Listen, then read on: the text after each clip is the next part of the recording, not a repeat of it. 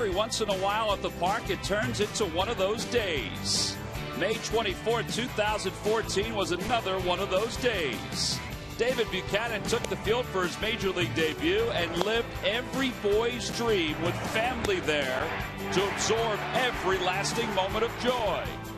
All else around the diamond seemed to fall in favor of the Phillies from start to finish. In the end, it was one of those days that makes you want to come back to the ballpark.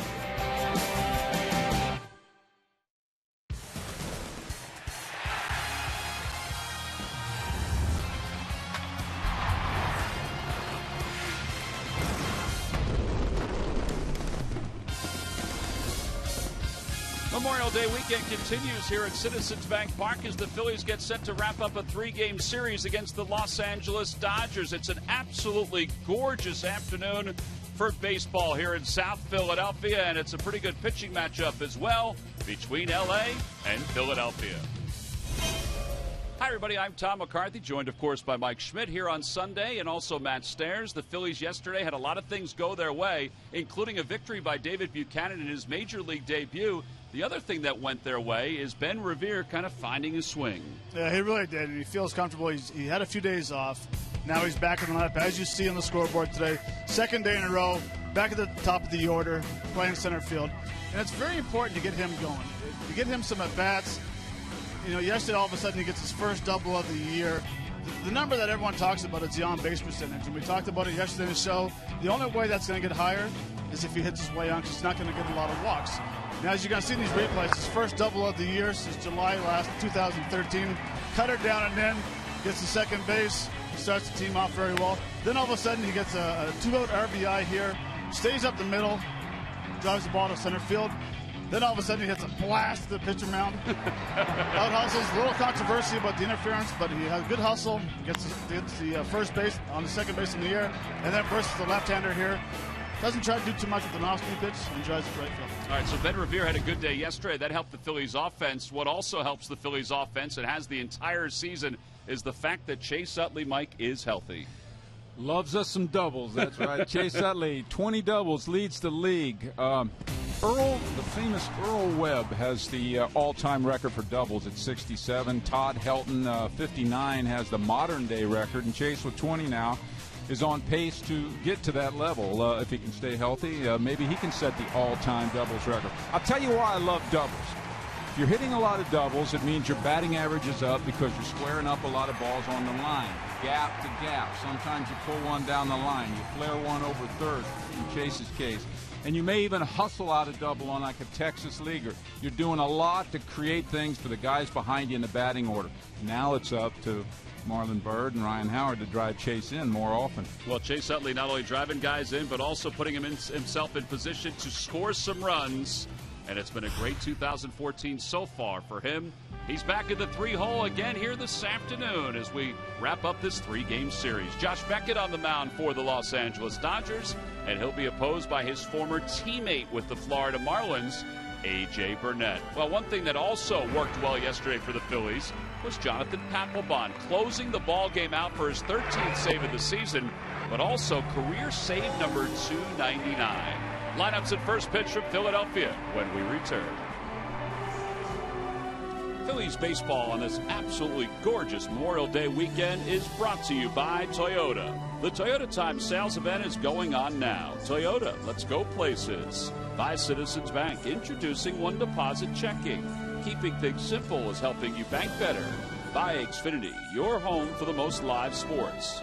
By Coca-Cola, the official soft drink of the Phillies. And by Independence Blue Cross, the most preferred health plan in the region. Independence Blue Cross. Live fearless.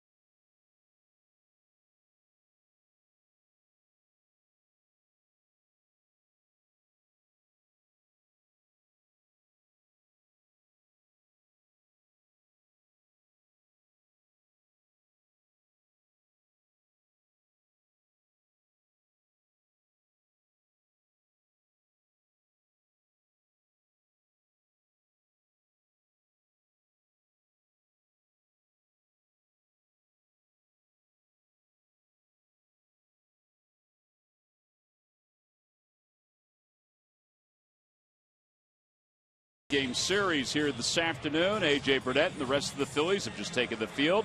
A lot of action going on out in Ashburn Alley as we speak and as we prepare for today's ball game. It's a great day to be out in the sunshine. Today's starting lineup for the Dodgers is brought to you by Xfinity. Your home for the most live sports. Leading it off at second base, Dee Gordon. Carl Crawford bats second, then Yasiel Puig. Adrian Gonzalez, the first baseman, bats cleanup. Andre Ethier will bat fifth. Justin Turner sixth. Drew Butera does the catching today, and he'll bat seventh. Batting eighth is Era Barrena, and batting ninth and pitching is right-hander Josh Beckett. And they'll face Phillies right-hander A.J. Burnett, making his 11th start of the year, 3-3 so far. 50 strikeouts in 59 2/3. But Matt, 83 base runners so far this year for AJ. Yeah, his last few innings he's had a hard time trying to find the strike zone, especially down in the zone. He's been up with his fastball, but what you're going to see from the scouting report on AJ is that he's a 90 to 93 mile an hour fastball, two different fastballs, a little cutter and a sinker, two different type of curveballs, a big curveball to get over for a strike, and a swing and miss curveball down and in. And you can see his career versus LA Dodgers 4-4 with a 3.63 ERA. Did pitch against the Dodgers earlier this year. He went 6 2/3. He received a no decision, but the Phillies won the game. Time now for the Nissan keys to this afternoon's ball game. Well, I think we just talked about with the throwing strikes, AJ needs to go deep into the game. And meanwhile, offensively, Mike, what do you think? Well, my key is with Beckett on the mound. He's going to fall behind. He's going to work real slow. But when our hitters get a fastball to hit, they need to take advantage of it. Every hitter is going to get a fastball to hit in their at-bat, and they need to put it in play and not foul it off. Well, the first pitch of the day to Dee Gordon is taken inside, so it's 1 ball and no strikes. Gordon is 2 for 8 so far in this series with 3 stolen bases. Inside again, 2-0. On base percentage for Dee Gordon is .338. Even though he's only walked 12 times this year, but he does have 55 hits. Hernandez weighing on the grass at third. Broke his bat, loops it toward right center field, and that's a base hit. He'll be aboard. And you got to get to it quickly when Dee Gordon hits it. During the 2014 season, Turkey Hill, the official ice cream of the Phillies, will contribute $100 for each Phillies victory and 5 cents for each carton of Phillies Grand Slam ice cream. Sold to support the Phillies youth baseball and softball programs. Matt, that was a bad piece of hitting. I would think a leadoff hitter as Dee Gordon should be taking the 2-0 pitch, lead off the game, give him a chance to throw ball 3, and he ends up what I would say lucking into a broken bat single. Carl Crawford's the batter. Gordon leads off first. And there he goes. The A base really has no chance at all. That's 29 stolen bases. So he has more stolen bases than 13 teams. That's amazing. Really is, and he didn't steal it off Nieves. Nieves made a great throw. He stole that one off AJ, and once again we see that the pitching staff is not giving our catchers, and especially with the jump, AJ has the big leg kick, and Nieves makes a very strong throw, but we're not giving Chooch or Nieves a chance to throw guys out. I'm sure it's part of the scouting report going into the game too for the pitchers. I'm sure they talked about it. You got to vary your delivery, hold the ball a little longer. Hernandez will give that a look. It's out of play. It's 0-2. The one way to stop a stolen base, at least for me, and I obviously wasn't a stolen base guy like he is, but I mean, if the pitcher held the ball, it made you, if he just gave you a little longer hold on the ball, it was really hard to get a jump. So the first night of the series, they tried to keep him tight on the first base bag. Roberto Hernandez stepped off a bunch, threw over a bunch. Outside, 1 ball and 2 strikes.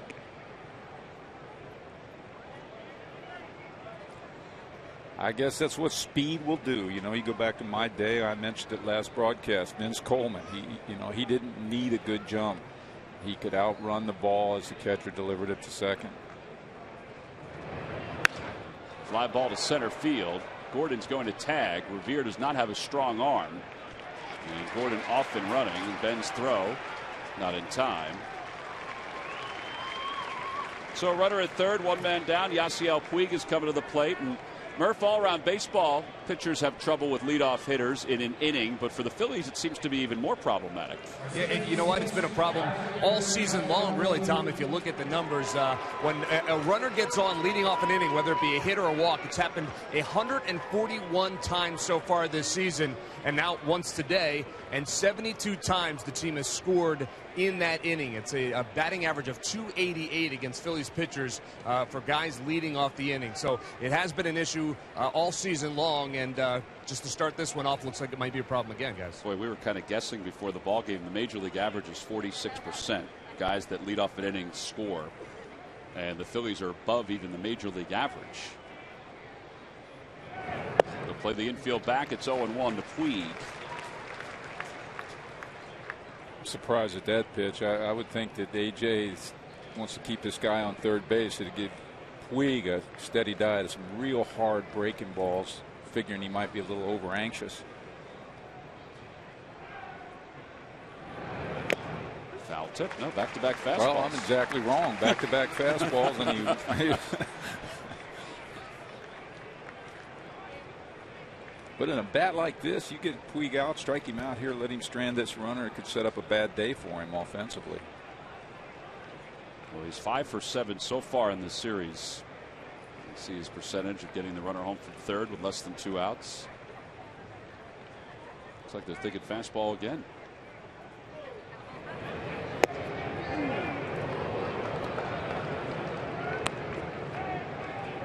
They must know something I don't know, but I would figure there'd be a breaking ball somewhere in those first 3 pitches.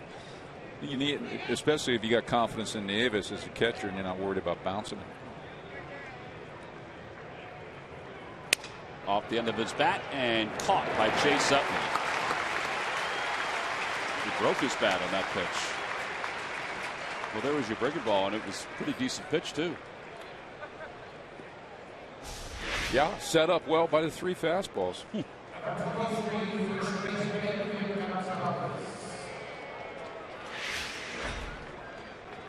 To away, Adrian Gonzalez is the batter. Gonzalez 0 for 9 in the series. Does have 2 hits against Burnett in his career.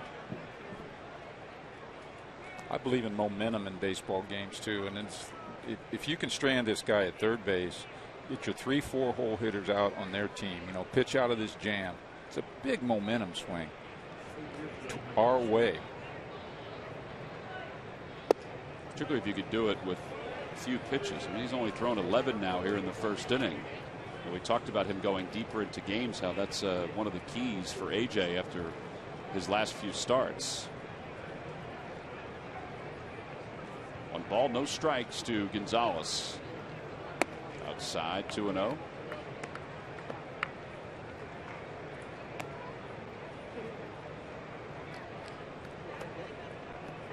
Adrian Gonzalez has always been good in this situation.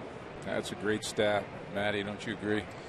It is, and especially with 2 outs, a lot of very good hitters know how to get that runner in with 2 outs, and they just don't put too much pressure on themselves of trying to get that 2-out knock.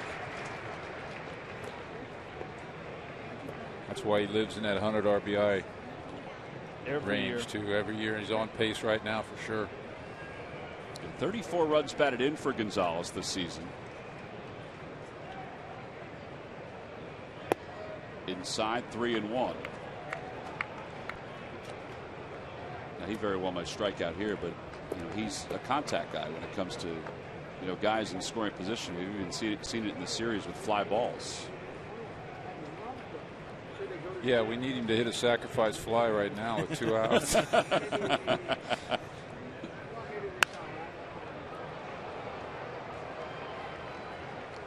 Today's ball game is also available in Spanish. Just use the SAP button on your television or change the language through the cable box or the menu on your cable box. Bill Kulick and Angel are here to provide the Spanish broadcast for this afternoon's ball game.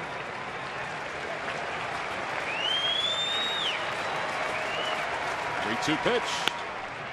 Off the hands, bloop to right center. That's going to be in for a base hit. Gordon will score. Bird kicks it, and that's going to enable Gonzalez to go to second. And it's 1-0 Dodgers on top. 35 RBIs on the year now for Adrian Gonzalez.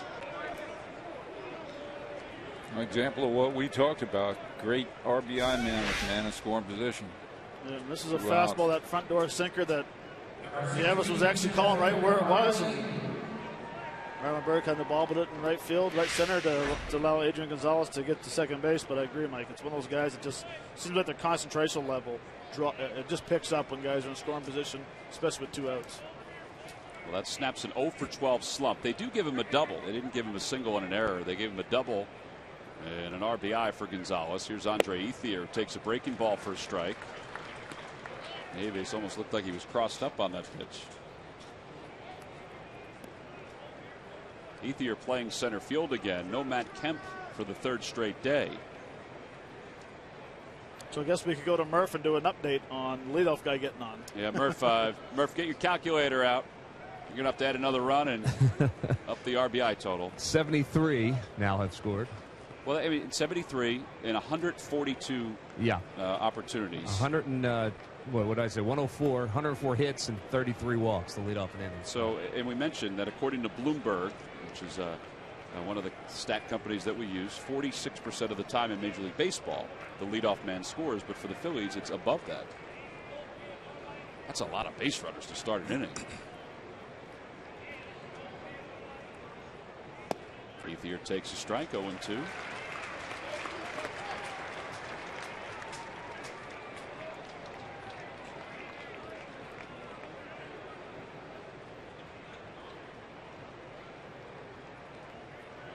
It's not uncommon for pitchers to give up runs in the first inning of games.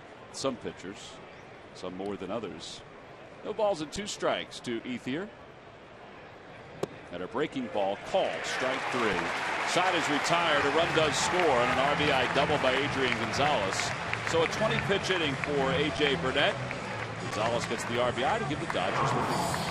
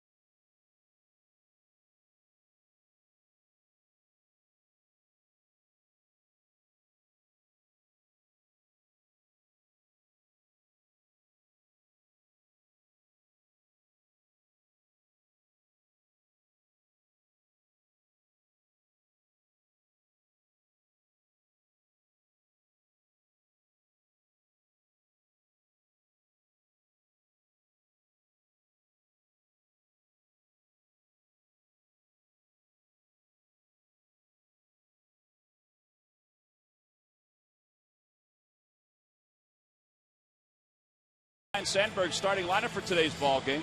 It's brought to you by Xfinity, your home for the most live sports. Leading it off at center field, Ben Revere. Chase Utley bats second, or excuse me, Jimmy Rollins bats second. Chase Utley bats third. Ryan Howard is the cleanup hitter. Marlon Byrd bats fifth. Dominic Brown sixth. Will Nieves does the catching. He'll hit seventh. Cesar Hernandez at third will bat eighth. And A.J. Burnett will bat ninth. And they'll face 34-year-old right-hander Josh Beckett. 2-1 this season with an ERA of 2.89. Beckett is probably, Matt, not the same pitcher that he was when he first came up. Well, he obviously is not. He's more of a pitcher now than a flamethrower like he was with the Marlins when he came up. Yeah, when he first came up, he was a guy who was throwing up in the mid-90s to upper 90s, and he also had like a very good 90, 91 mile-an-hour changeup. What you're going to find out is he's almost the same style as A.J. He's up in the zone with his fastball quite a bit. He'll mix in the cutter once in a while. Still has a very good change. And he'll throw the curveball over once in a while for strikes. See his numbers against the Phillies. 9 wins during his career because of all those games that he pitched for the Marlins. But he also saw the Phillies a lot when he was with the Red Sox. Ben Revere takes upstairs. It's 1 ball and no strikes. Ben was 4 for 4 in yesterday's ball game with his first double of the year. one of those games in the clubhouse before the game. All us right-handers said, "All right, you left-handers, knock this guy out of here."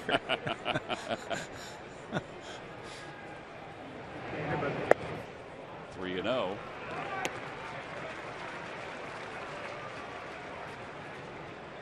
Well, back when he first started pitching, right-handers, he was tough against right-handed hitters. It's kind of like a tall Nolan Ryan. There's strike 3-1. Revere taking all the way.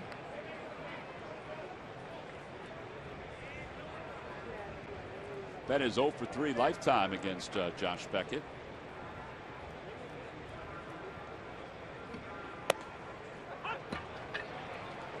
Almost looked like he was taking again.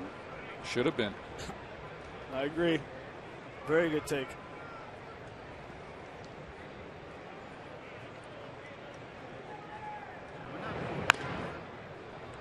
That one's grounded foul off the first base side. Ben Revere, after yesterday's ball game, provided us with our Geico quote of the day. "I'm recovering from the surgery from a season ago, being around this average, close to 300, and he's at 289. At this time after the surgery is pretty impressive. People thought I'd probably lose my speed, my timing. I feel pretty good." Ground ball right side, and the flip to Beckett covering is in time. So Revere is retired. Like you say, he gets a lot of fastballs. I think he got 7. That's why his walk total will never be very high, because guys are just going to figure go out, pound the strike zone with fastballs and let him put it in play. Hopefully hits the ground ball at somebody. Now, is that because of his, I guess, lack of extra base ability? Is that why he gets so many fastballs? Lack of power. Lack of power? Yeah. Why walk a leadoff guy who you know is not going to hit one out of the ballpark? Pump him with fastballs after fastballs. He might hit a double, get lucky to hit a triple, but he's usually going to hit a single to get on base. And I don't even understand why they pitch to corners against guys like that. You know, I mean, let's put the glove right down the middle and fire it. Well, here's Jimmy Rollins. All due respect. I mean, I know they're major league hitters and all that, but I mean, if you can't hit the ball out of the ballpark, just minimize your pitches against them. Jimmy's a different story, of course. You know, Jimmy's got some pop, and they will pitch to Jimmy like he's a hitter that can hurt you. When I see the first 2 pitches, curveball and backed it up with the changeup. 0-2 pitch to Rollins. Outside, 1-2. Rollins 2 for 8 in the series, couple RBIs. I guess these two probably have a pretty good history against each other, right? I mean, how many at-bats does Rollins have against? 53 counting this one. And Rollins is hitting 250 against him. The Lucky McDonald's Phillies home run jackpot contestant is Bob Ignis of Philadelphia. Phillies hit a home run in today's ball game. Then Robert will win $100.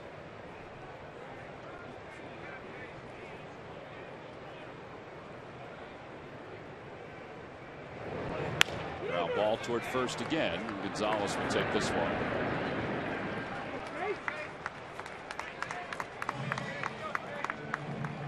Two outs. It'll bring Chase Utley to the plate. This was a big play yesterday in this ball game. It really was. It came at a perfect time. A.J. Ellis had the pop up, made the mistake, dropped it, and all of a sudden he pays and hits a 2-run home run early in the game to give Buchanan a little breathing room and a little relaxation. Well, with that home run, one tree will be planted by the Pennsylvania Horticultural Society as part of Home Runs for Trees, a partnership between the Phillies, PHS, and Aramark. Home Runs for Trees is part of a project to restore the region's tree coverage. 0-1 to Utley. Now, there's a little different approach. Chase usually takes that first fastball. It's almost as if he thinks, all right, today I'm going to swing at a first pitch fastball, but I'm not going to do it for, let's say, 6 games. Just so they don't, maybe they'll keep giving me that fastball in the first pitch. All comes back with scouting reports. I mean, he might have had history with Beckett is 85% of the time he starts him off the fastball. He figured he's going to try to sneak up on him and hit an early home run.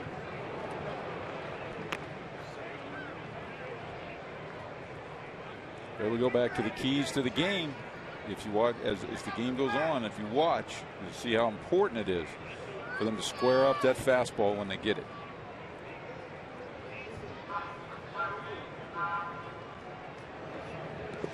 Dirt, 2 balls and 2 strikes. Beckett in his last start, 33% of the time he threw a fastball. 35% he threw a cutter. 60% changeup. And 15% curveball.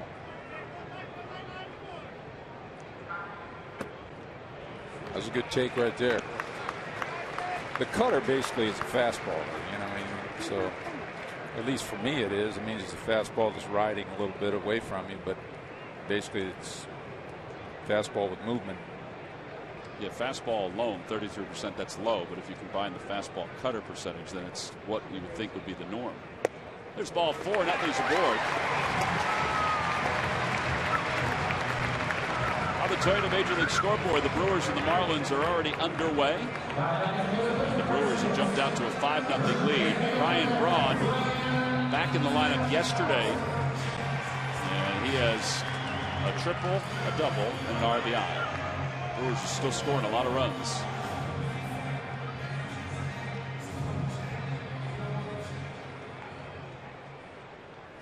Ryan Howard's numbers against Beckett below his overall numbers. 7 homers, 25 runs batted in.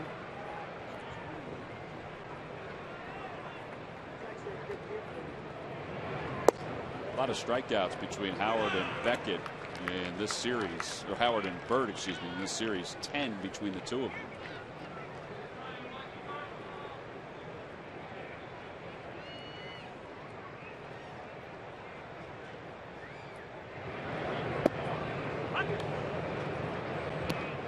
And it really has a lot to do with the strikeouts they've been having this series. Is what Mike made a point about as key early in the game. They've had fastballs to drive and put in play. They've fouled them off, and then all of a sudden now they're coming back with the off-speed pitch or that paint on the corner that you can't hit. There is that off-speed pitch right there, and it's 1-2. Clayton Kershaw was pumping one fastball after another the other night. It was Kershaw.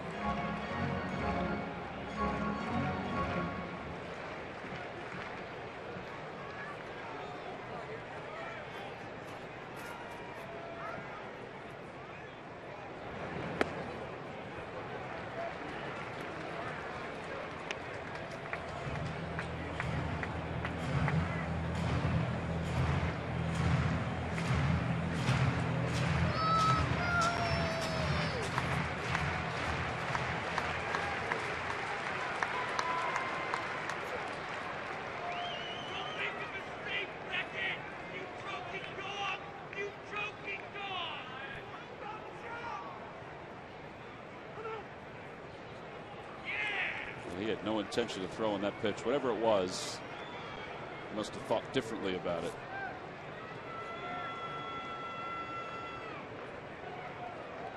Drew Butera doing the catching today. Looks like they called the same pitch.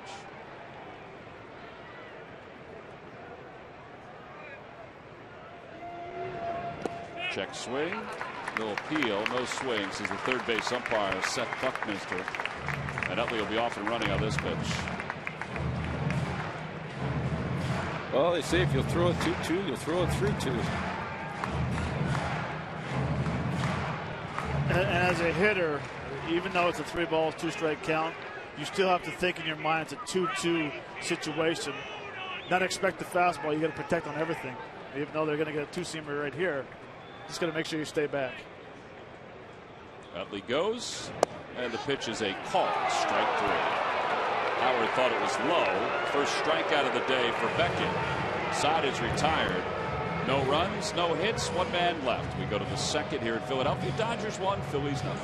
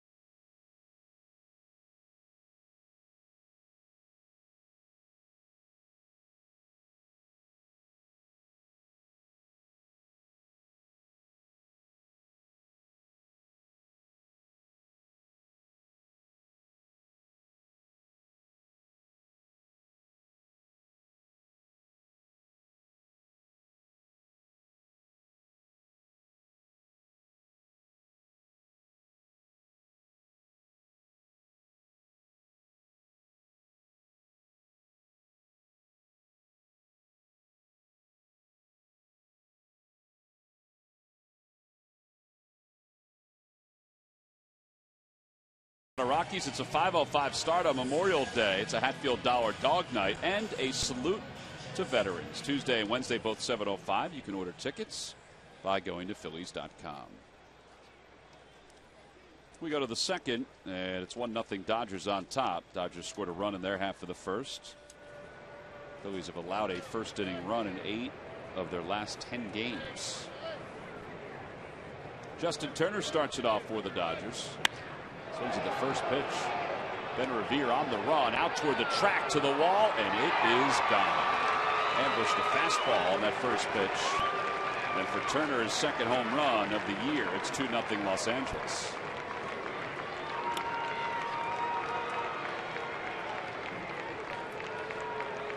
Well, there's a hitter that knows that AJ has some nasty stuff, and he's taking advantage of a fastball early.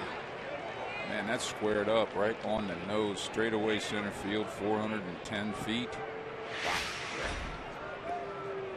He's had some pretty good swings in this series. He only picked up one hit along the way, but even his outs were hit pretty good. Drew Butera swings at the first pitch, and he flares it into right, a base hit.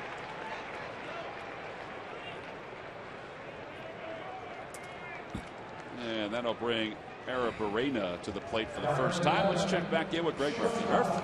All right, Tom, thank you. Well, right before the game, the Phillies announced that Cody Ashley, the third baseman, is headed to the 15-day disabled list. He is dealing with that hamstring strain in his left hamstring. They're being very cautious with him. They've decided to put him on the 15-day disabled list just to get him off his feet, and that way he doesn't have to worry about anything and just kind of give him some rest. They don't think it's going to be an issue that lingers. It is something that he had dealt with earlier this season. So he is on the disabled list. In his place, Justin Afraitis has been called up from AAA to Lehigh Valley. He is actually just arrived to the ballpark the last half inning, made his way out to the bullpen to say hello to his teammates again. He is available for today's game, so Justin Afraitis back on the 25-man roster, and Cody will sit down for a bit, guys.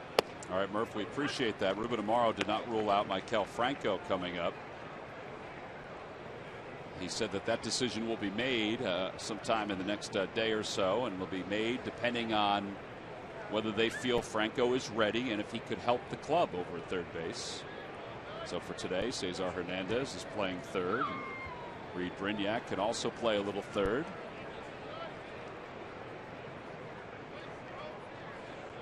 One ball and one strike to Arozarena. Butera, not really a threat to run.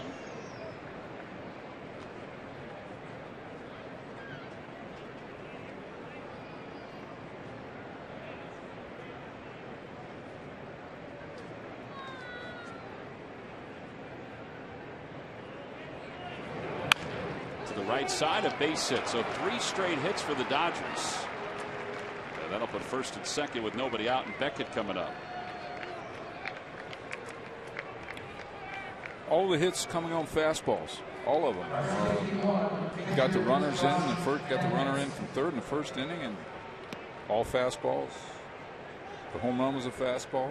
Both of these base hits were fastballs. I wonder if AJ's lost a little confidence or doesn't feel good with the breaking ball so far today. Oh, no, and I think that's a great question. If you looked at his last few outings, he had a real hard time spotting and placing his fastball when he was up in the zone. And the fastball was a two-seamer, supposed to be away, came back towards the middle, and the 2 base hits to right field are both pitches up in the zone.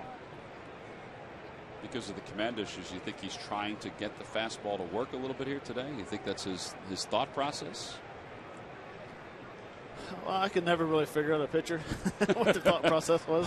So I'm not trying to answer that question. Beckett squares, and he bunts it toward third. And Burnett off the mound. And Utley hangs on to the bag, one away. Yeah, good play by Chase there. That could have been a disaster. Nice bunt by Beckett.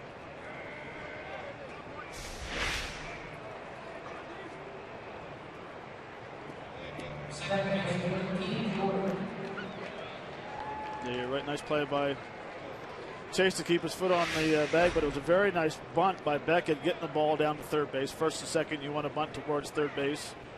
That way you can't have no play at third base, and Chase did a nice play keeping his foot on the base. So now Gordon and the infield will play in, with the Phillies already down 2-0 here in the second. And runners on second and third. Butera at third.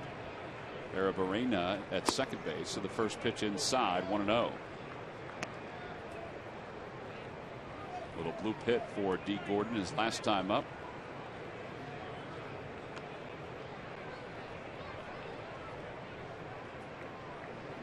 Gordon also stole a bag, his 29th of the year. He is on pace to break Maury Will's record, franchise record of 104 stolen bases.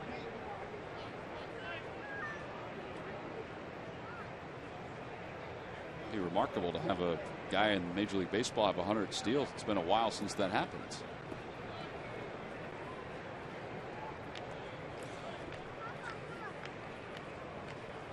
Yoshida mad. I'm a little confused about the infield in this early in the game. Would we be giving up an out for a run for an out here in most cases, or is this just like you don't want to give up the run and go 3 down to Beckett?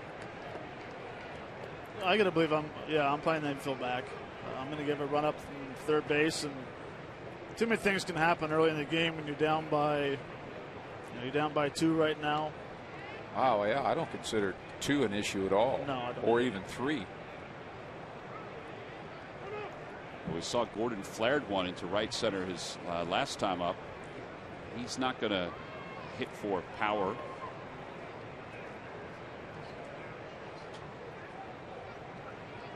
One ball and 1 strike to Gordon.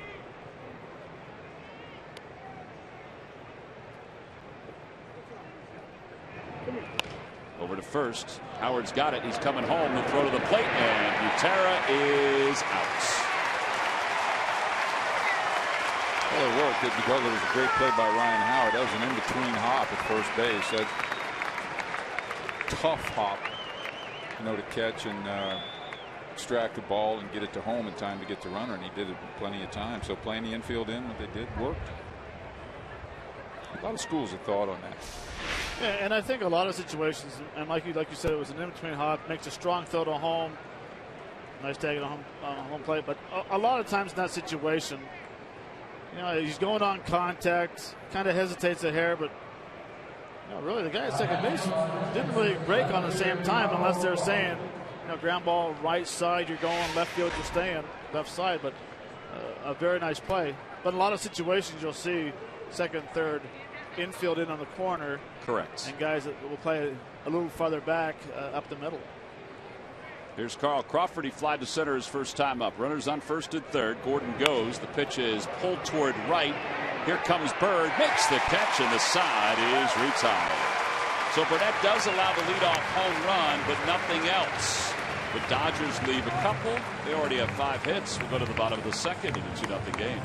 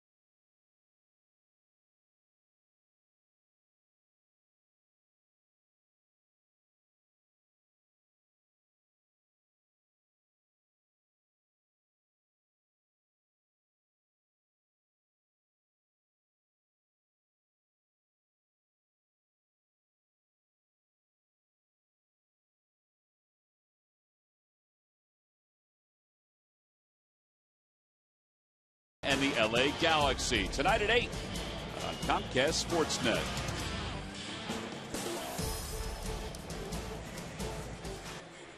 As we continue along on this Memorial Day weekend, tomorrow the Phillies will have a 5:05 start on Memorial Day. And they trail at 2-0 against the Dodgers here this afternoon. It'll be Marlon Byrd, Dominic Brown, and Will Nieves against right-hander Josh Beckett. Marlon hitting .292 overall. He is 1 for 7 in the series with 5 strikeouts. And a curved ball, and it's 1 ball, no strikes. I think that's the first time I've seen Marlon Byrd buckle a little bit on a breaking ball. That's what Beckett's curveball used to do. Oh yeah, yeah. He's got one of those releases where the ball, he releases the ball right at your left ear if you're a right-handed. Nolan Ryan was like that. It's so hard to not to go, whoa.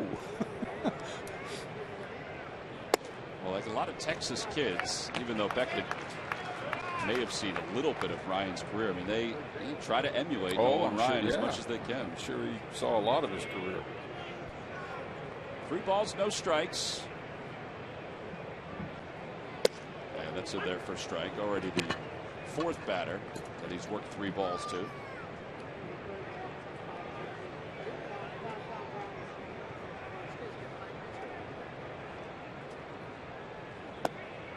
And there's ball 4. So second walk issued by Josh Beckett.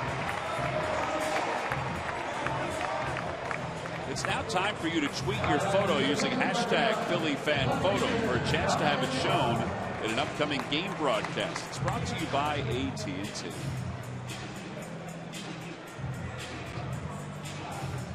Well, Dominic Brown left yesterday's game with back spasms. I think a lot of us wondered whether he would be in the lineup today or if there would be even more of an issue, but I guess he's okay. He is 2 for 2 against Beckett with a home run during his career. Fly ball to center. Ethier makes the catch.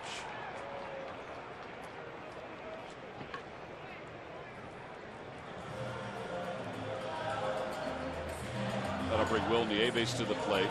Mazda leaders, Josh Beckett is on the list as an active leader in victories over the Phillies. Tim Hudson, who's now in San Francisco, leads the way with 11. Jonathan Neese is climbing the charts. He has 7 for the New York Mets.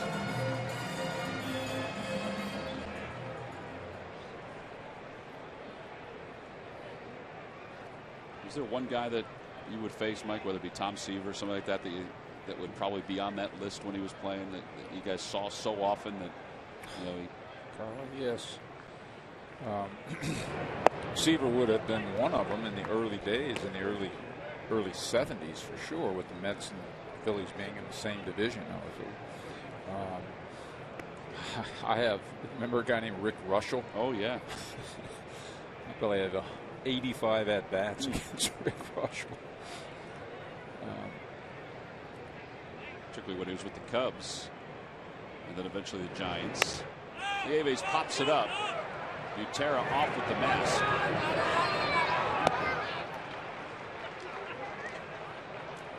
Back then with the balanced schedules, we played 18 games against each team, right, in our division, and 12 against the other division. And we saw there wasn't as much player movement then as there is now. So, golly, I had a track record to go on against every team. Had 2 or 3 pitchers. I had multiple at-bats against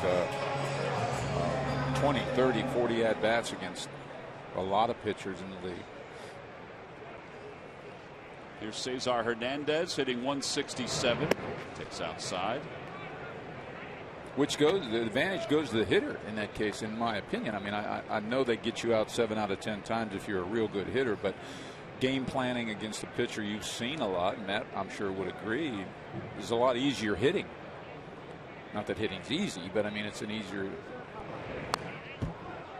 at bat if you have a sense of how he got you out in the past and how you hurt him.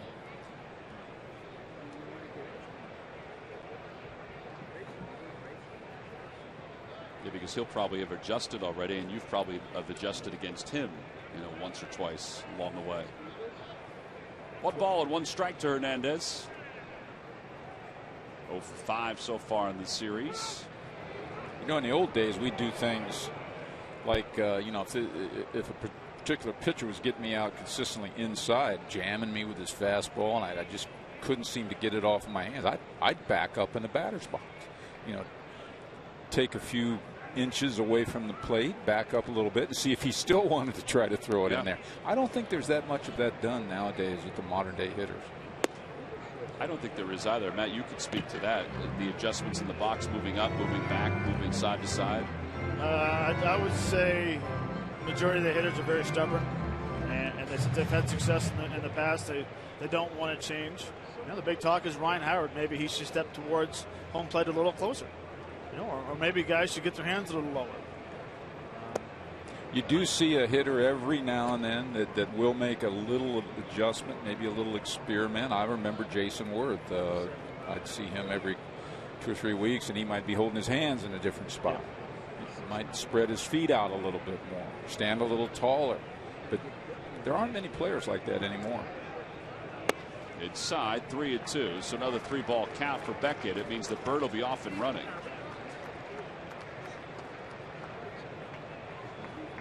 We used to hit like other players. I mean, I had a Mark McGwire stance. Did you really? I had a little, how your left foot was a little closer to the plate and the right foot was back. And shoot, I had a Mark McGwire stance. I did. I used that baby a lot. Bird goes. Ball is grounded foul, and we'll start over again. My favorite all-time stance. My favorite all-time approach was my Dick Allen swing. Your Dick Allen swing, where boom, top hand. You know how Dick used to, he kind of cock his bat, and he's using that 40-ounce bat, and then he'd go boom, and he'd try to just slam that top hand down on the ball and hit most ungodly rising line drives. That's my favorite swing of all time. That's what I like to get all the hitters on our team doing, getting that top hand just a little bit more involved, so that, especially the right hand. Chase does it a little bit, but boom, hit down on that ball. Yeah. I enjoyed watching Crucky hit. I mean, I had the open stance, the high hands early in my career. Oh, yeah, you the did. Same approach of hitting ball to left center, right center, same body type, same hair. No, well, yeah, at the time. Back in the day, yeah. That ball's out towards center. Ethier makes the catch, and the side is retired. So a 7-pitch at bat, but the Phillies have nothing to show for it. No runs, no hits, and 1 man left. We've played our first 2.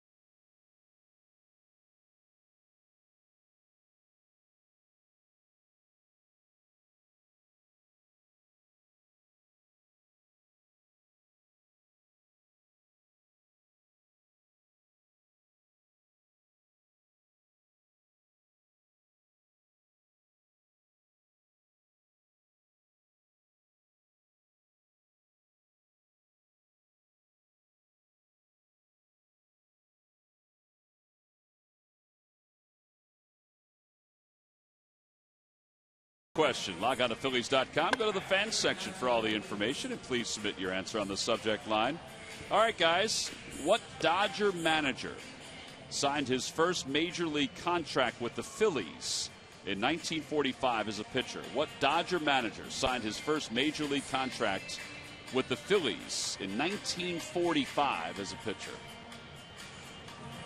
Dodgers haven't, recently, but back, in the 70s and even the 80s, they didn't have a whole lot of managerial changes. So that answer will be revealed in just a little bit. We go to the third. Yasiel Puig will lead it off for the Dodgers. Puig is 0 for 1. He popped out to second, or lined out to second, I should say, his first time up. And it's 1 ball and no strikes.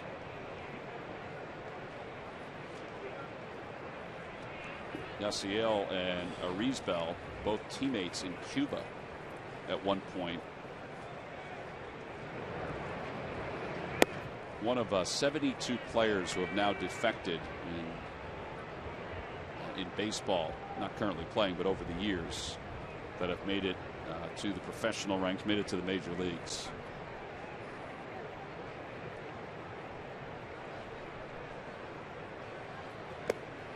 Three and 0.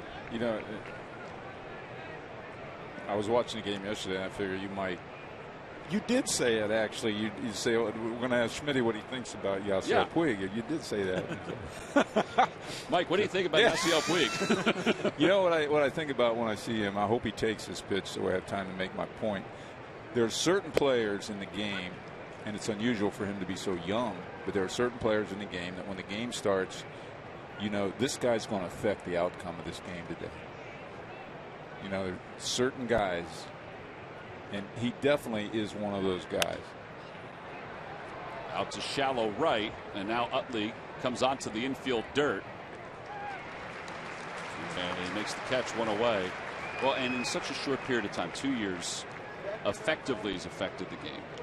Yeah, he's a right fielder. He's not a middle infielder. Just like the ball seems to find him. He seems to, do something extraordinary in most of the games. And I don't know. It's just a very, very special player. That's great scouting by the Dodgers. Yeah, he defected to Mexico, whereas Arozarena defected to Haiti. And the Dodgers have several Cuban players now. Guerrero at AAA, Arozarena, who's now up, and of course Puig, who have, who are going to, they think, have an impact on their team.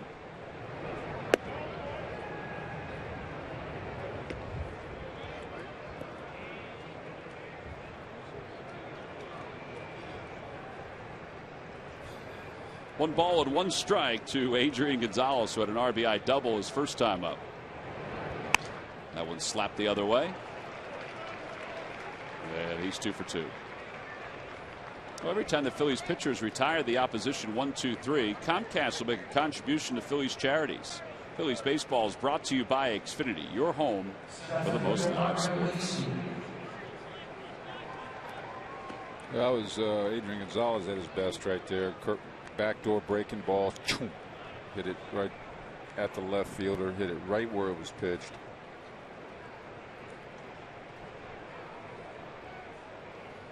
Well, now Ethier, he got him looking on strikes his first time up. That wrapped up the first.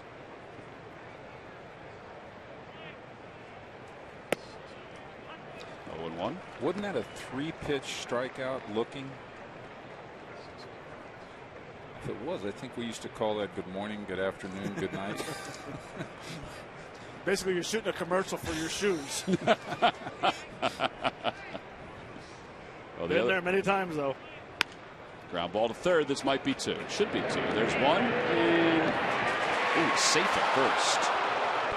Let's see if Ryan Sandberg's going to come out and give Larry Bowa an opportunity to go to the phone as they review this. Ethier, give him credit. He was moving up that first base line from the left side. There's Bo on the phone. Let's take a look. And he is out. Yeah, I think he's out. So I would think they'll review this, or at least ask for the review. Howard's foot was on the bag. See, I think they need to add some arguing just to make it look good. I agree 100%. You got to go out and get in the guy's face, and, like it used to be. That was a big part of the game, wasn't it? It was a big part of the game. Ejections are obviously down. Juan Samuel was ejected. You missed it. Yeah, Juan Samuel was ejected in the first game of this series, and I think we were all shocked because we haven't seen an ejection. Yeah, I mean, geez. You know, early in the season, I was against the instant replay. I actually enjoy it now because I honestly believe they should get the calls right. But I agree 100%. Now it's just the point where the manager scrolls out, hey, where'd Jeet last night? Yeah, as soon as I get the thumbs up or thumbs down from Larry, we're going to challenge this. How's your golf game? Yeah. All right, yeah. He's thumbs out, up. By the way, he's out at first base. Yeah, he's out, and it should be pretty quick too. If they're going to see the same replays that we have, including the slow-mo. And what if the umpire says, you know, Ryan, I think I missed that one. I'll go replay it real quick. I missed it. Yeah, Rhino, you should use your challenge here, even though Bo hasn't given the thumbs up or the thumbs down or the I don't know, which he has done from time to time. Replay, the amount of time has taken less on average as the year's gone on too. Just look at the field. I mean, there's 9 guys standing there. Just having a conversation. Yeah, they're just standing there. It's just not baseball. I don't know. There's enough standing in baseball without the replay. Well, we talked the other night that they're probably going to add certain plays after this year's over with that they'll also be able to review. Now here, it looks like they're having some kind of a technical issue, which is what's extending this. So there will.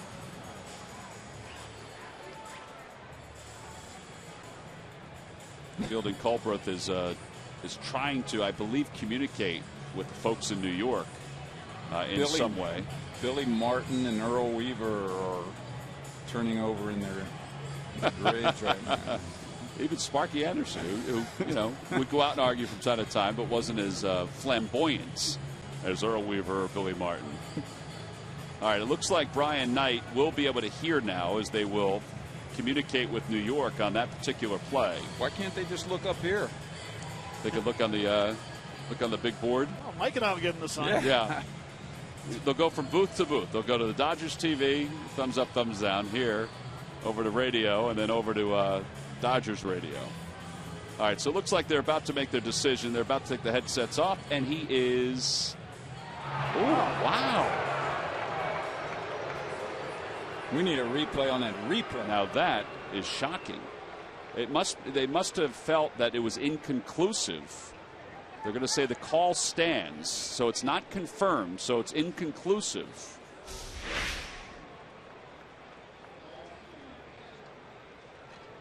Ball is in the glove there, and the foot is not on the bag. Now it's on the bag. Bad call. This call. Maybe Ryan Howard's foot was an inch from the base or something. They weren't actually touching the base. I can't imagine. Now that's 2 calls that befuddle me. If they couldn't see that ball pounded off of Puig's foot the other night, absolutely. What the heck is wrong? Absolutely. No balls and 1 strike to Turner, who homered his first time up. It's side 1-1. Matt, I don't know if you agree with this or not, but that's probably the one this year where, some of them we've seen, we said, all right, it's inconclusive. It is tough to tell. That one is the first one. Might be the second, but the first one. Well, I just go by what with Bo was. Bo was in there. Sometimes he'll give the thumbs up, thumbs down, the shoulder shrug. I mean, he was giving the thumbs up, saying yes.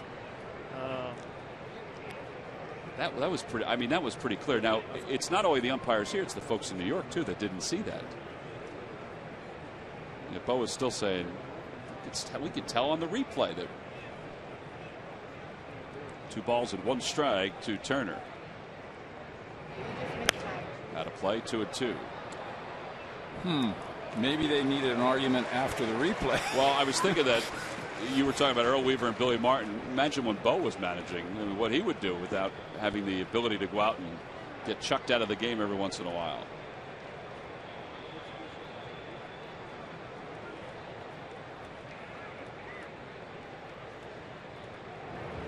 Swing and a miss. He got him. Yeah, throw a few extra pitches, but no harm here in the third. Dodgers leave 1. We'll go to the bottom of the third. Phillies down 2-0.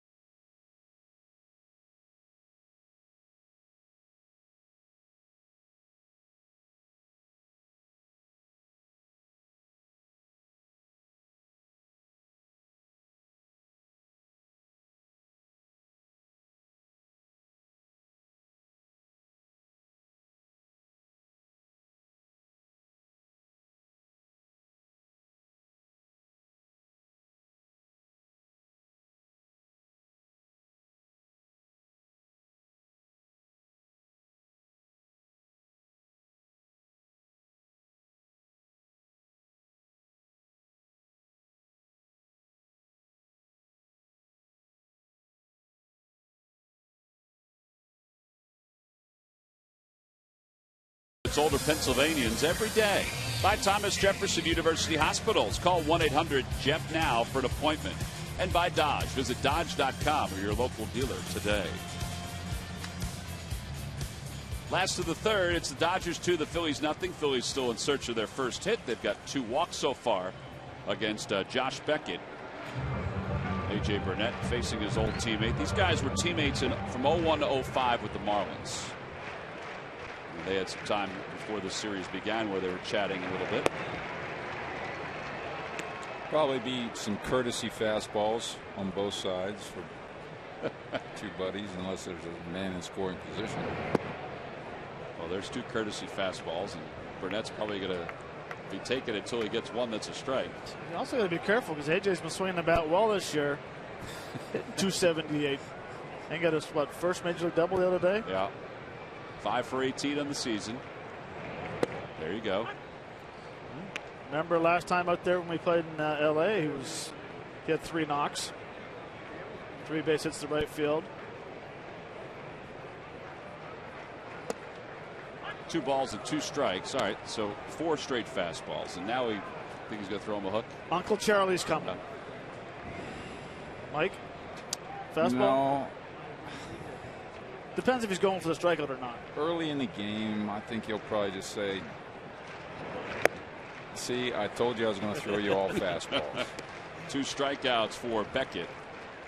1 away. Phillies will wrap up this series, this homestand, I should say, with 5 games against the New York Mets. Thursday, Friday, Saturday, Sunday, and Monday. Monday's that rescheduled game from the 29th. And on Sunday, all fans 14 and under, thanks to the folks at Total, will receive the Cliff Lee action figurine. You can get your tickets now by going to Phillies.com. It's a 5-game series without a doubleheader, right? Without a doubleheader. Oh, you don't see many of those. Be pretty friendly at the end of that one. See every pitcher, every starting pitcher, probably every relief pitcher. You're gonna see everybody. Revere grounded out his first time up.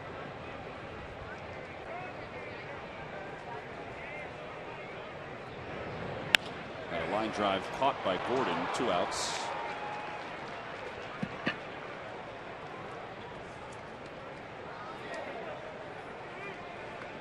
And that'll bring Jimmy Rollins to the plate. Yeah, we've seen series before that maybe are 4 days or 5 games in 4 days. I don't think I've seen one that's 5 games in 5 days against one team. It can be good and it can be bad. If you're facing a team that you own and you hit extremely well and have no problems with, oh yeah, you play a 10-game series in a row. But then there's those teams that you don't match up well versus their pitchers, and you're hoping for rainouts. It's like saying, do you like doubleheaders? Well, I love doubleheaders when I go 3 for 3 in game 1. Right. And you want to be out there in game 2, and you want it to start right away. 0-2 to Rollins. Yeah, 5-game series are great when you win the first 2. Yeah, then you're thinking you're feeling good about yourself, and all of a sudden you lose the next 2, and it's all even. Check swing. 1 ball, 2 strikes. Think about that, though. If you have 5 games in a row, if you're, let's say, a relief pitcher, you just start getting beat around in game 1. And then the same thing happens in game 2. Man, your head is. Well, you're hiding. You're hiding. Yeah, exactly. Yeah, you're going in the bathroom in the bullpen when the phone rings. You're not getting up. Curveball served foul off to the right, or excuse me, off to the left and out of play. Man, actually, I think Beckett throwing good. I think he's throwing good right now. I mean, and the reason I can tell that is because, you know, Jimmy is a very quiet hand apparently when he hits. When you see him check swinging, you know, I've seen it happen 3 or 4 times already. You know, check swinging the breaking ball, that means he's got tremendous respect for Beckett's fastball. He's not keeping his hands back, kind of jumping out there.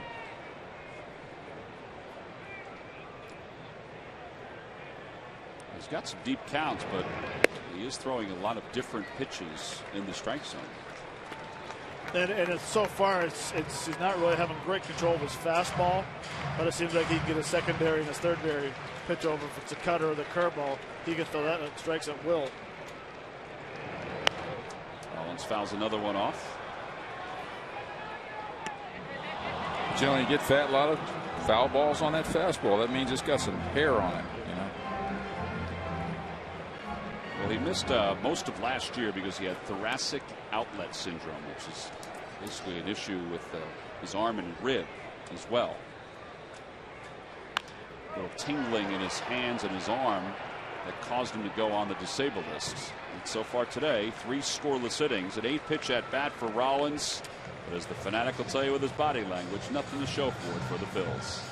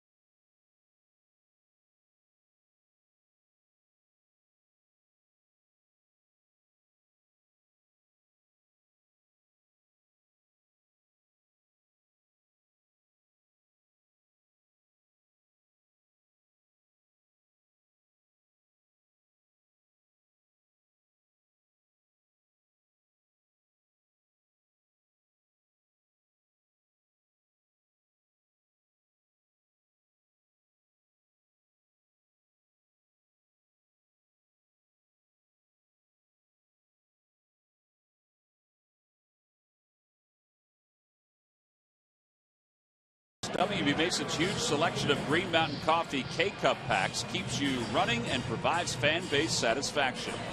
Order by 11:30 a.m. and get free same-day delivery. Who got W.B. Mason? Oh, it's a gorgeous day and a great weekend here at Citizens Bank Park as folks enjoy Memorial Day weekend. And remember those who served and have lost their lives over the years for defending our great country. It's always a good day to be with friends and family. Good weekend to be with friends and family, but also a good day to take a step back and think about all those folks that are serving now and have served over the years. Drew Butera will lead it off. Butera singled his first time up. He swung at the first pitch. Gets another fastball and he swings at it. Bird, with the sunglasses on, having trouble with it, makes the catch.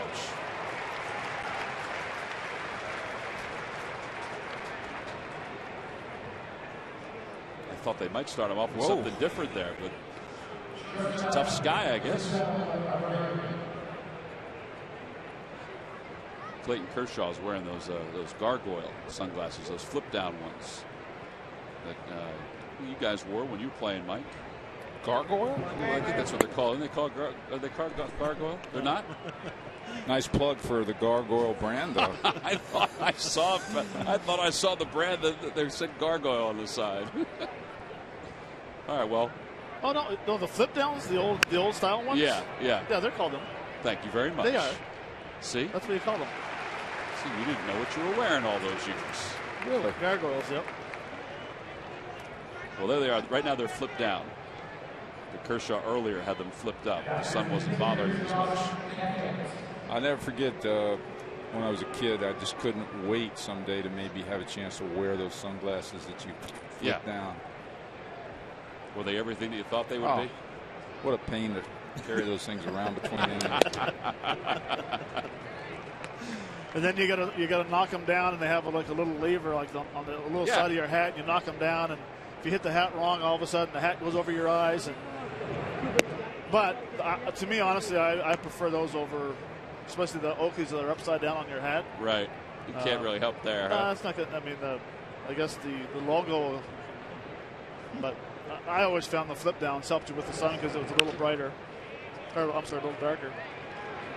Beckett is taking a nice, sweet Sunday Burning down the stroll. line there. He was busted it. It's a 6-pitch inning. The inning was quicker than Beckett running up the first base line. We'll go to the bottom of the fourth and a 2-0 game.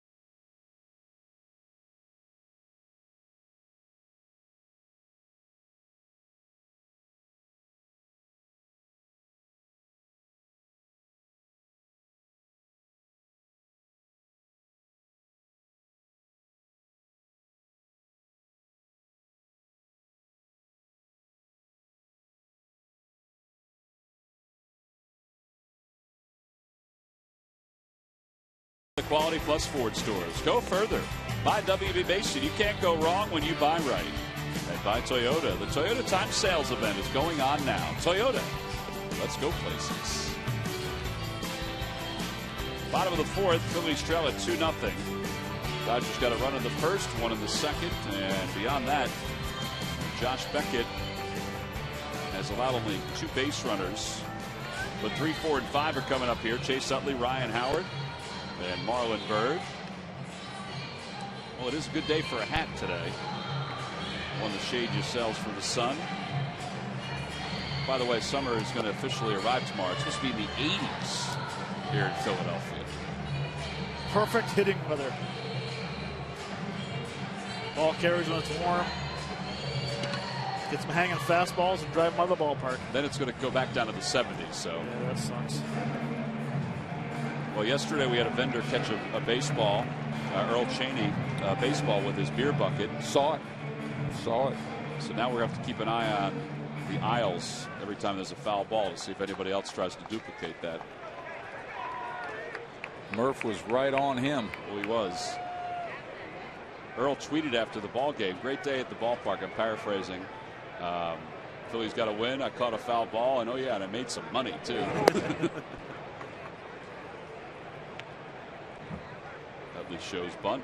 Chase walked his first time up. It was a good idea. Get the third baseman way back. You just get it in the fair lane down third base. You'd have yourself a base hit. Gotta believe he wasn't going to lay the bunt down. I think he was just taking the first pitch. Toyota Major League Scoreboard. Good game last night between the Nationals and the Pirates, and the Nationals lead the Pirates today 2-0. Out towards shallow left. Crawford makes the catch. Well, here's the grab by Earl yesterday, as we mentioned, down the right field line. Just not bothering anybody, just trying to sell some brew. Ball goes over the glove of a youngster, trying to make a leaping grab, and then bam.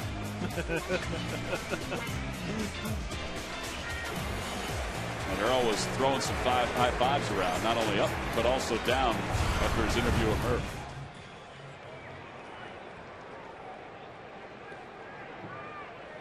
Ryan Howard struck out looking his first time up.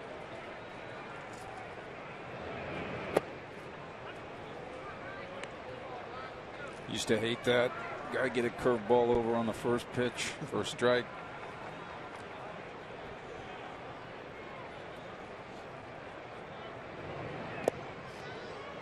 a guy got a curveball over on you, first pitch strike for both of you guys, I mean, would you think, all right, I'm not going to see a fastball like that? Maybe I would see one there, but if he gets another strike here, I'm not going to see a fastball for a while. That was kind of the old Nolan Ryan pattern with me. He'd snap one off, I'd duck. There's 2 outs. And then he'd snap one off in the dirt and be 1-1. Then the at bat could start. And then he'd throw you a fastball. Yeah, I wouldn't have hit either one of those curveballs. And if he'd have thrown the second one for a strike, I wouldn't have hit it. If he'd thrown a third one, I wouldn't have hit it.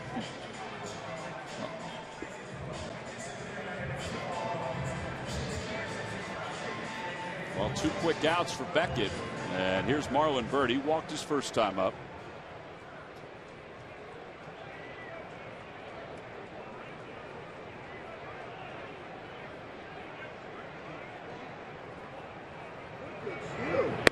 Up high, 1-0.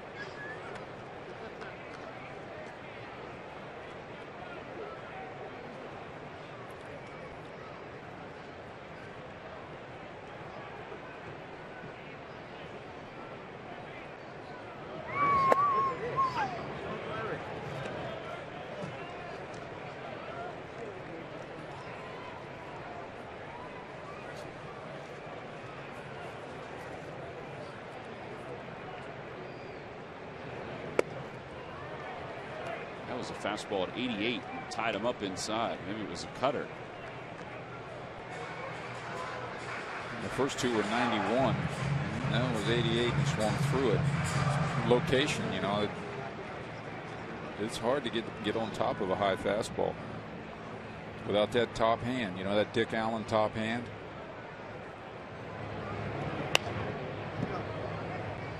Well, it stays alive.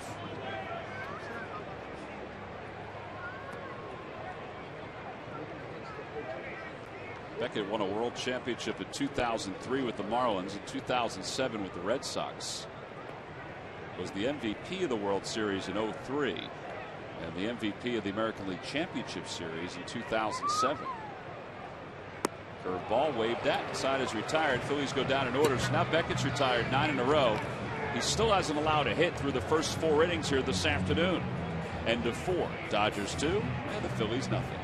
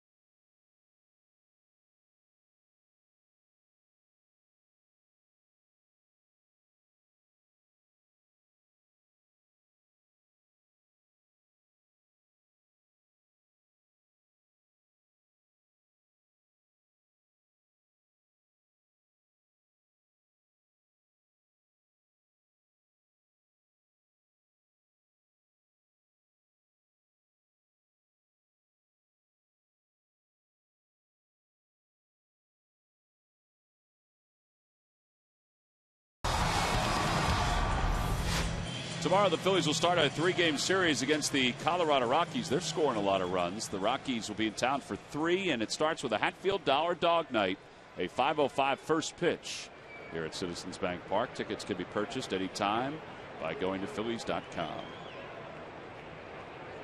Now we go to the top of the 5th. It's 2-0 Los Angeles. Phillies still without a hit.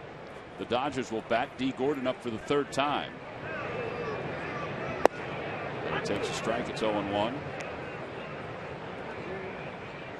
You mentioned that Gordon's on pace for 104 RBIs, or on pace to break Maury Wills' record of 104 stolen bases, excuse me.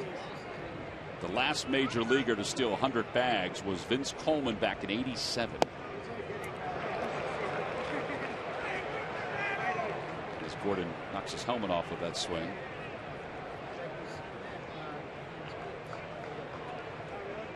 Yeah, Gordon and Billy Hamilton from the Reds. I mean, both these guys could potentially do that.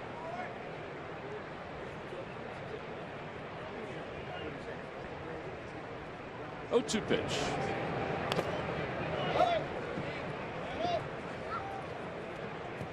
So, Mike, back in the day when you were playing and you had a leadoff guy taking a huge swing, his helmet pops off.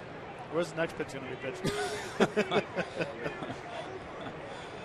I mean, it had to be a little bit intimidating, but for certain guys back in the day, it had to be, you couldn't really dig in to that batter's box and have a comfortable at bats.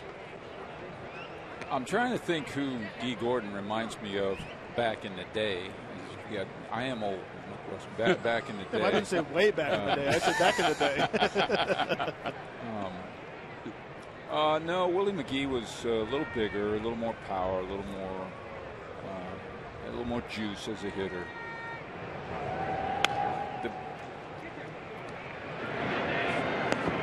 Got to hurry to get it over there in just in time. The best answer I can give you to that is, they didn't much care back in the day about a hitter like that. The scouting report was pitch him away, play him away, make him fly out to left field. Right? Yep. Go right at him. Don't walk him. Make him hit the ball. We'll put our defense where we can catch it. There's Carl Crawford, and Crawford swings at the first pitch. It's out of play, 0-1. Now, Omar Moreno was bigger than Gordon, right? Height-wise? Wasn't he taller? Yeah. Omar Moreno could hit the ball in the gap, And I'm not saying, look, I don't mean to disrespect Dee Gordon as a player. No, I know. It's just that pitchers, when they pitch back in the day to hitters like that, small, quick, fast leadoff hitters, pitch to contact. They just wanted to shorten their pitch. Pitch counts, of course, weren't used back then so much, but make him make contact. Hard stuff away, let him fly out to the opposite field.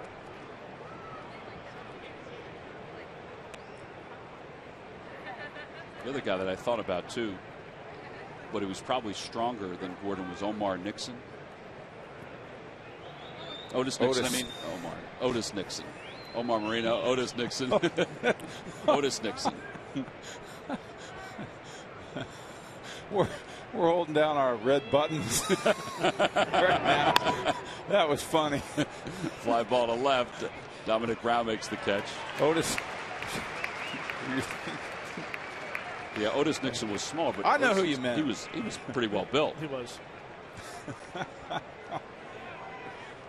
I'm trying to think of the really fast kid that played for the Expos. Delano Shields? Yes, exactly. Marquise Grissom, Delano Shields back in the day. Those two guys, when I first came up, yeah, I hit third, and it was those guys would get on, steal second, steal third. I'm like, this is easy. Just hit a sack fly and you're scoring guys. And they figured out I had a hard time hitting a curveball. So it worked for a few weeks. Yeah, until Walker got back. But, I mean, and I think the game has changed, and it's nice to see the speed coming back into the game. It really is, because it changes the approach of pitchers, hitters hitting behind guys. Hernandez will have to hurry, and not in time. Boy, he was busting up the line.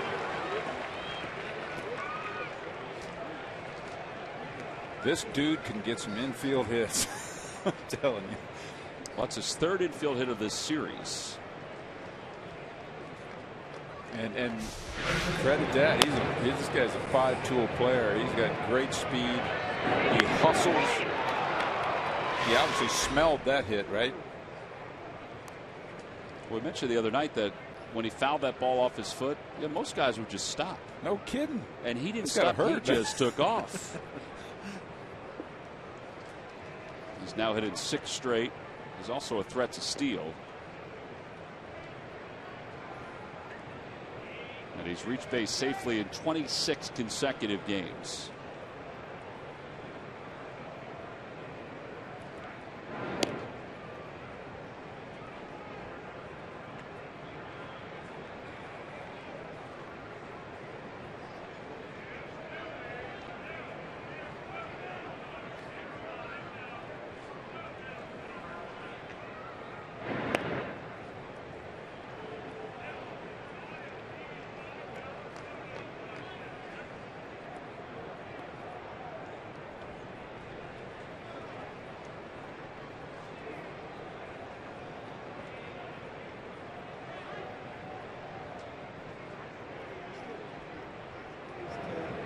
In the dirt, Nieves picks it, and it's 1 ball and no strikes to Gonzalez.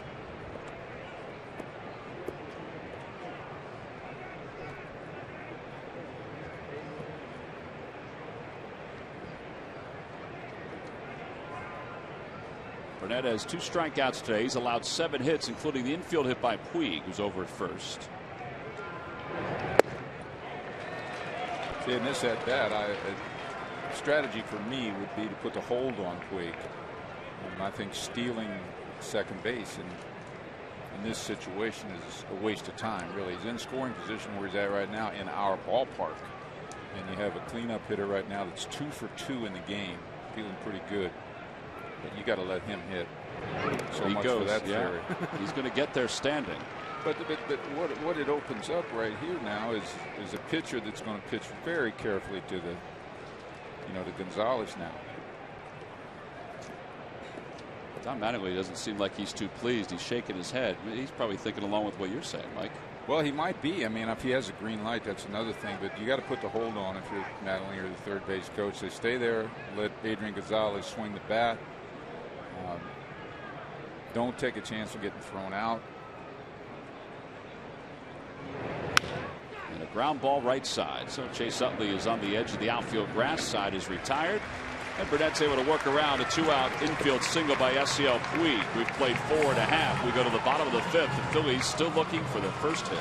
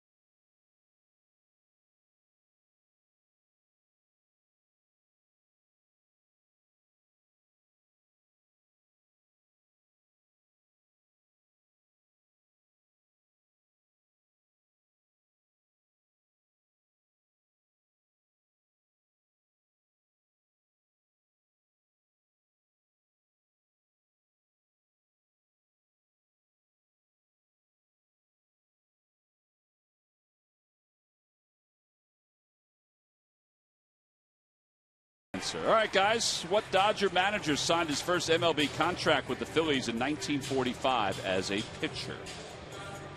Well, Matt gave me this one, and it's the old left-hander Tommy Lasorda. Tommy Lasorda is correct. Yes. Well, we said that there weren't a lot of didn't really have to dig too deep for answers because Walter Alston managed forever, and then Lasorda managed forever after Walter Alston. They say Tommy Lasorda used to get that fastball up in the high 60s. So he was a control pitcher. 1 ball and 1 strike to Dominic Brown, and it's 1-2.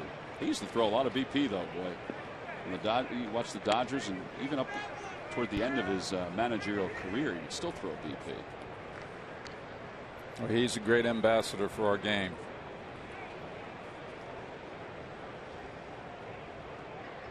Phil's still looking for their first hit.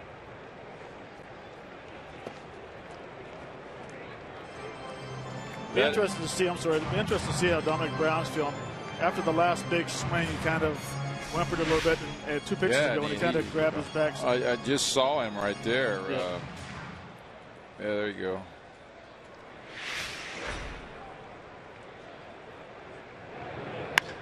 Out toward left center field. Going back on it is Crawford. Track toward the wall, makes the catch.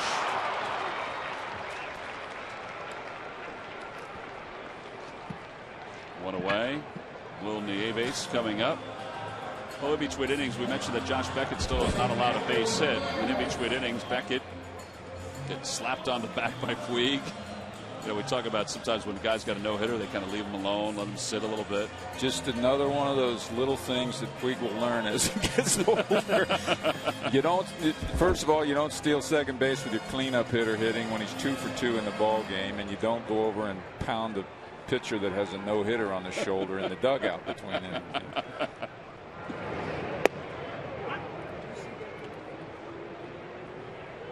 He does indeed have the no-hitter. He's walked 2. He walked a batter in the first, and he walked a batter in the second. That's been it. No swing, says Fielding Colbert.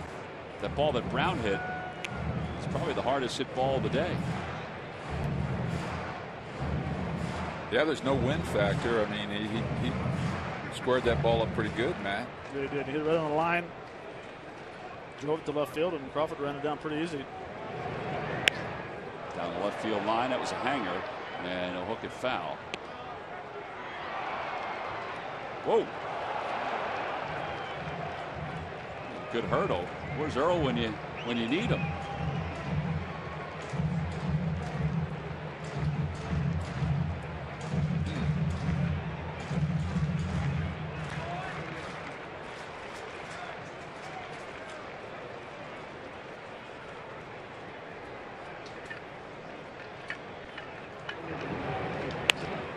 Grounder left side. It's surrounded by Arab Arena. Another 2 outs. Let's check in with Greg Murphy. Murph, big day here yesterday, obviously, with David Buchanan making his major league debut. It was indeed, Tom, and certainly good to see as David Buchanan gets a win in his major league debut. Went 5 innings, allowed just the 2 earned runs, 5 hits, no walks, which was probably most important, in the 2 Ks. And if you go back and look at Phillies history to guys that have won their major league debuts, Antonio Bastardo was the last one to do that back in 2009 as a starter, and Gavin Floyd, Brett Myers, Brandon Duckworth also all able to do that. The most recent guy to get a win in his major league debut was Jake Diekman, but of course he did that as a reliever, guys. And Buchanan, as we mentioned yesterday, was able to do it with his family in town watching. And he showed them very often in yesterday's ball game. Up the first base line, Beckett off the hill and tags Hernandez out. Side is retired. All right, so we're through 5, and Beckett still has not allowed a base hit this afternoon. It's only a 2-0 deficit, but the Phils are going down quietly offensively as we go to the 6th.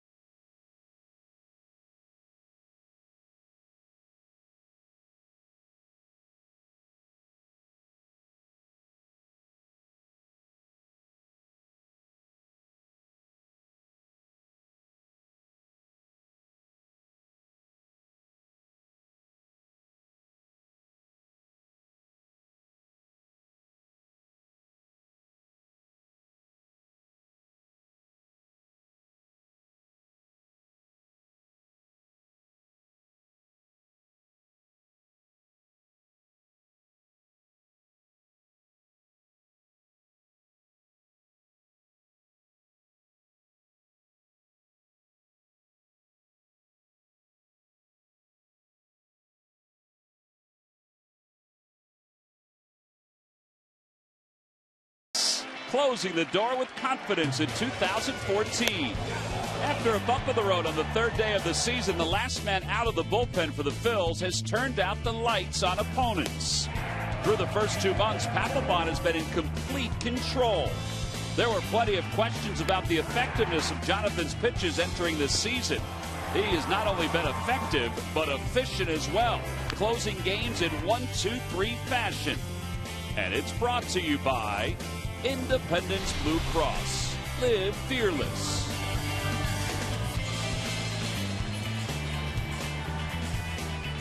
Well, Josh Beckett through 5 innings has not allowed a base hit. He's walked 2 batters so far, and that's it. 7 fly ball outs, a couple ground outs so far, but 7 fly ball outs for him. And his team staked him to an early lead in the first and second innings. So Andre Ethier will lead it off. Ethier is 0 for 2. He has struck out looking, and he's also hit it to a fielder's choice.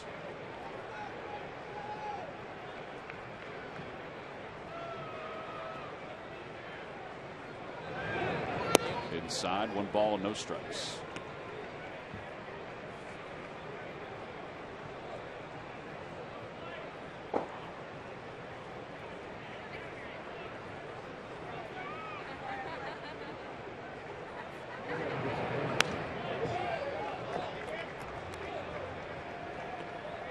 A.J. lasted just 5 innings his last time out through 96 pitches, but walked 4. In fact, walked 9 in his last 2 outings. Today, he's had much better command against the Dodgers.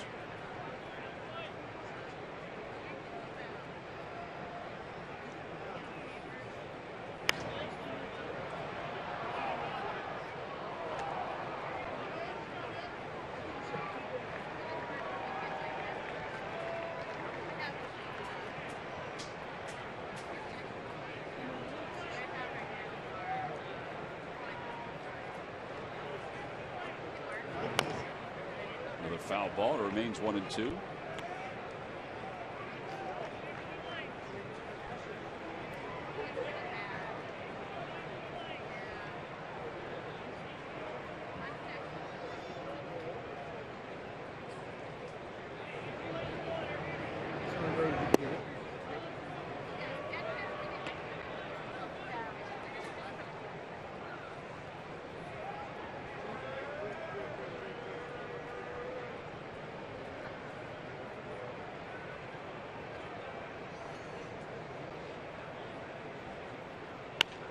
Out towards shortstop, Rollins is there.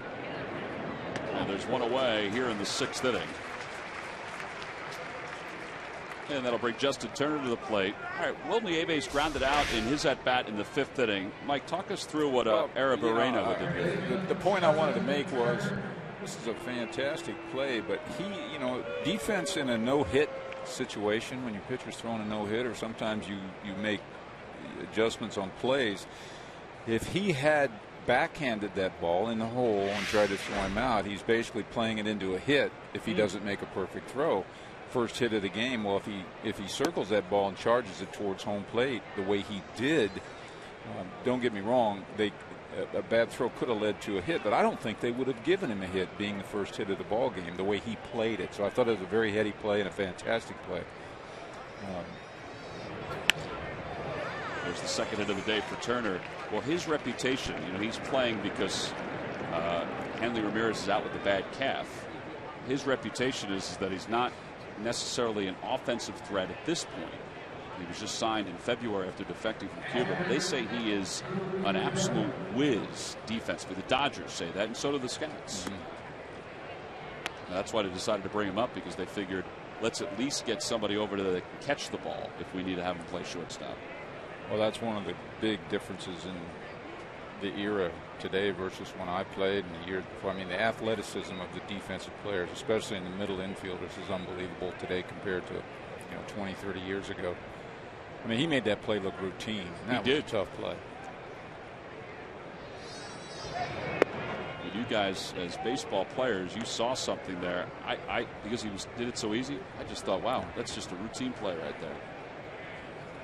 Well, you always have to remember that the fields they're playing on nowadays are immaculate as well. I mean, there's not many bad hops on these infields. 1 ball, no strikes to Butera, 1 for 2. And you'll notice a lot of one-handed plays on ground balls, one-handed plays running through ground balls versus back in the day when you used to have to square up and get your body in front of it.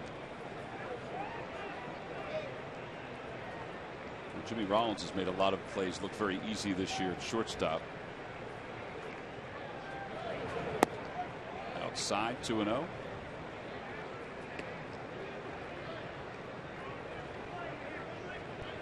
Now, do you think because of the way the fields are and how great a surface they are, guys back in the day would get in front and use the 2 hands to block it just in case you end up having a bad hop? Now you can trust that the ball is going to stay down and you can get to go through it more? Couple things. They coach nowadays young kids more one-handed fielding plays. In other words, more backhanded. You know, when they used to coach, take the extra crow hop, get in front of the ball. There's a tapper back over the mound. 1 play for Rollins. It's to first. But now it's coached to field the ball one-handed more often and circle the ball on the run, and they're much more athletic defensive players nowadays. You know, the last thing I would want to have happen as a third baseman, Steve Carlton was throwing a no-hitter, was have somebody hit a couple of hopper to my right and just kind of plant myself and stick my hand out and try to backhand the ball and miss it versus getting my body in front of it, and if I missed it, it would have been an error. Yep. Versus crediting the hitter with a hit and breaking up the no-hitter when I tried to backhand it. He would have let you know something about that. I'll take that as a yes. Well, 2 away here at the top of the 6th, and here is Arozarena.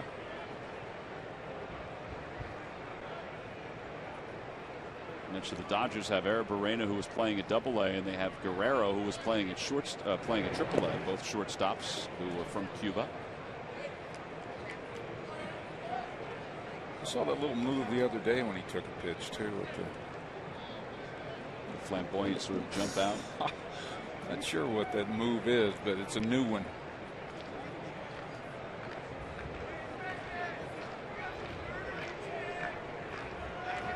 He's 24 years old. We mentioned during the outset of the series, he played on the same team in Cuba as Puig. There's a liner to right field. That's going to be in for a base hit. Rounding third, heading for home is Turner. The throw to the plate by Bird over the head of the cutoff man. It's a 3-0 ball game.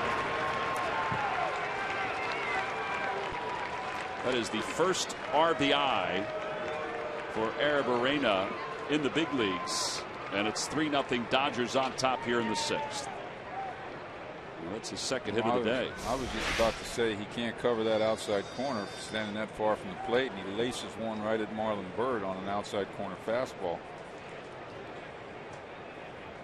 And no chance for Howard to cut that off and get Arozarena, who was speeding around first. Now imagine Marlon, not to offer an excuse for overthrowing the cutoff man, but the ball was hit so hard right to him, he probably felt he had a shot at home.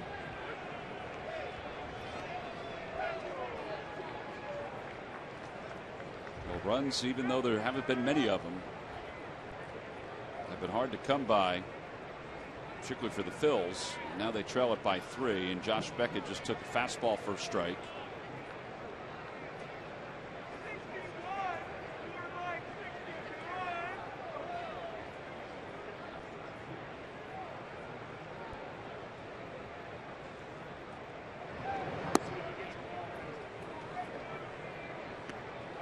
Beckett is a good hitter. He has 3 home runs during his major league career and 18 runs batted in. Of course, he did spend time in the American League with the Red Sox.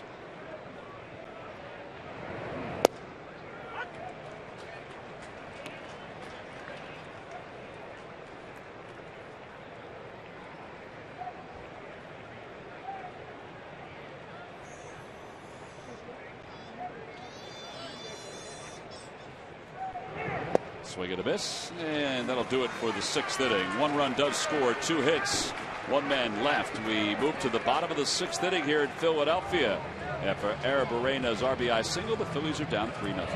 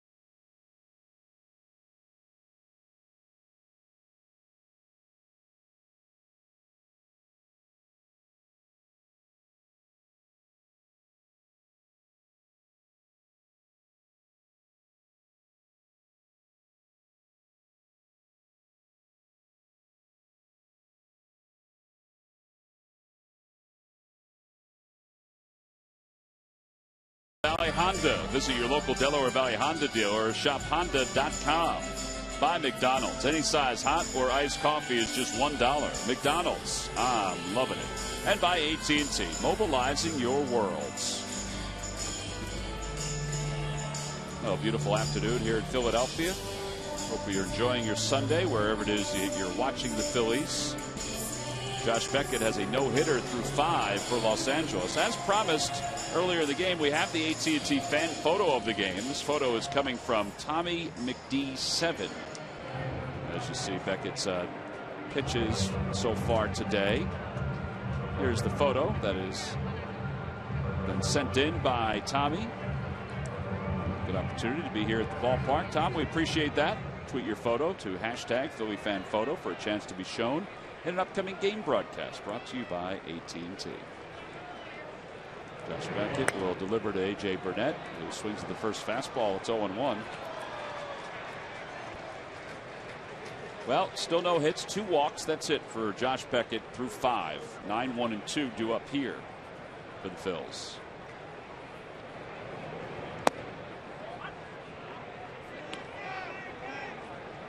I believe A.J. Burnett thought that pitch was a little low.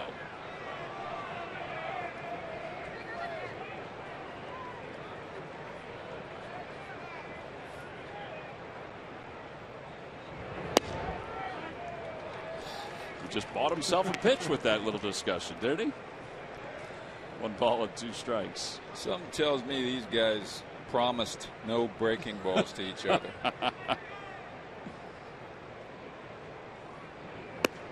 2 balls and 2 strikes. Phillies pitchers have not walked once this year. They're the only team in the National League that has not had a pitcher walk. Be a nice moment to draw your first walk and get the leadoff batter aboard.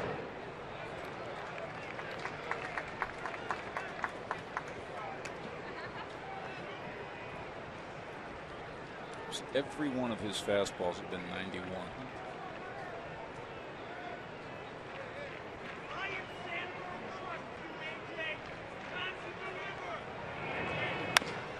Chopper to short. And 1 away here in the 6th. This season, there are 3 chances to see the perennially fantastic post-game fireworks shows at Citizens Bank Park. Thursday, Friday, Saturday, the 26th, 27th, and 28th of June. Saturday the 28th is the rescheduled Braves game, an earlier rainout. Order tickets now by going to Phillies.com. All right, now you got to pull out all the stops to try to get a base runner and get your first hit because you're trailing at 3-0. Not only do you want to get that first hit, but you try to get something going to get Josh Beckett a little uncomfortable here. Revere's 0 for 2.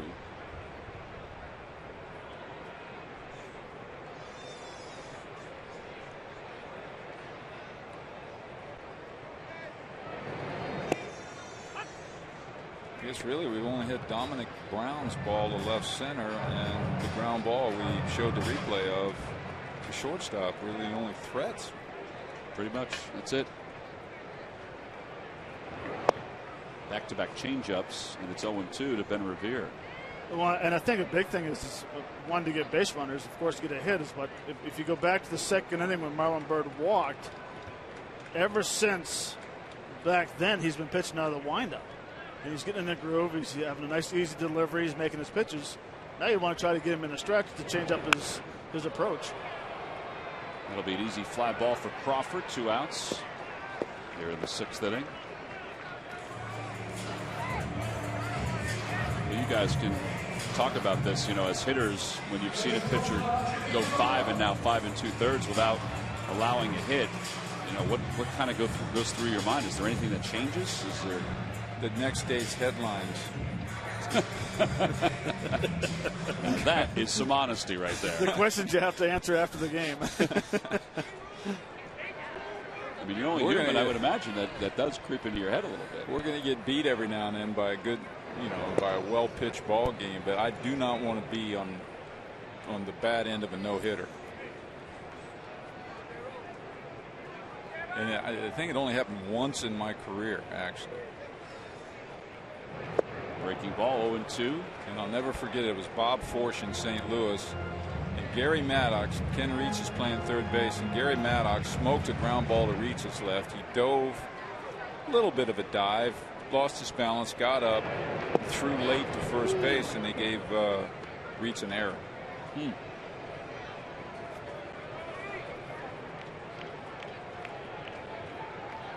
And that was one of our only threats for a hit. You know, it was basically a hit.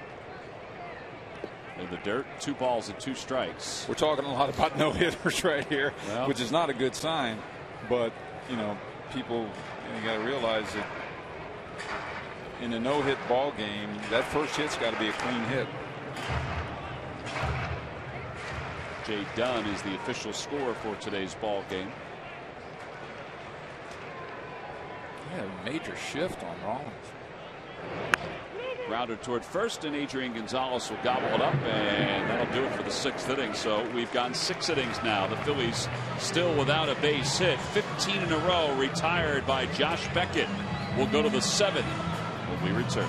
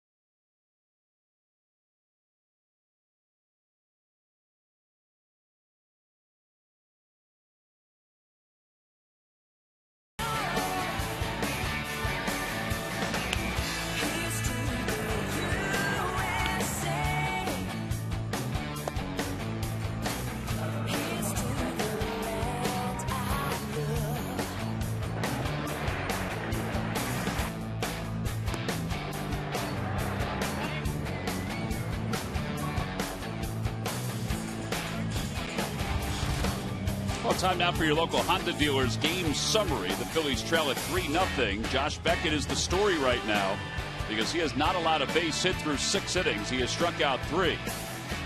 Bob Forsch, as Mike said, the last time the Phillies were no hit was back in April of 1978. I should say that was the last time you remember being in a game like this, so that was the last time. Is that right? That's interesting. It's a credit to the Phillies hitters over time. You can put it that way, yeah. Here's D. Gordon. Gordon singled his first time up. We're not going to get no hit today either. We got plenty of time. Well, Beckett too, from a pitch count standpoint, I don't know if that matters or not, but you know he's already in. I think he's at 91 through 6. 2 balls and no strikes. A.J. Burnett has allowed 3 runs so far, 9 hits. There's ball 3.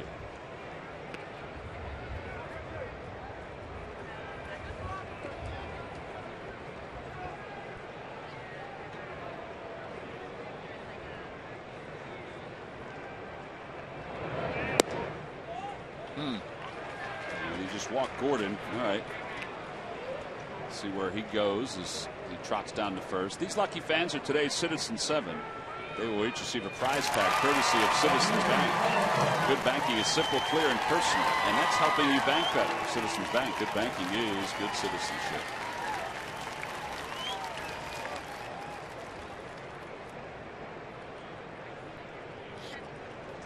Carl Crawford is 0 for 3. He's flied out to left, center, and right. There goes Gordon. Pitches outside. Throw to second, not in time. And, well, that was easier than the first stolen base. That's 30 steals for D. Gordon on the season.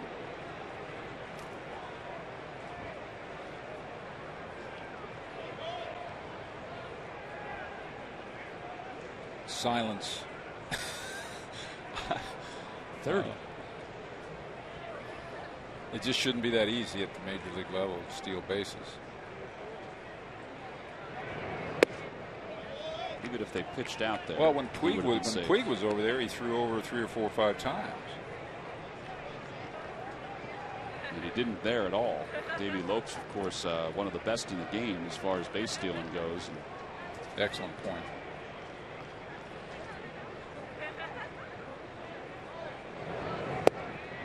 Three balls and no strikes to Crawford.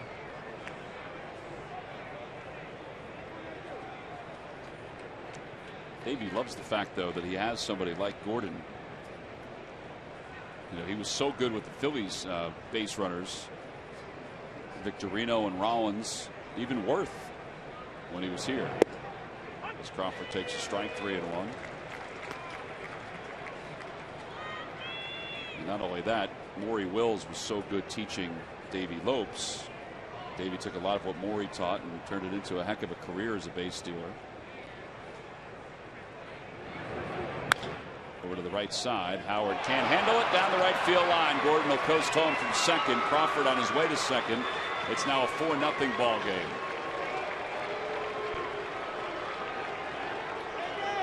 Well, Crawford did his job. He was trying to pull that ball to the right side to advance Gordon. Not that he needed to probably steal third, but again, Ryan got caught in between on that's one of those balls right there where it might have behooved him to try to get his body in front of it to keep it in play, to keep the run from scoring. And ended up trying to backhand the ball on an in between hop. Tough play, very tough play. Well, the ball has a lot of top spin. Yeah, and they scored an error, so that's the third error of the year for Howard.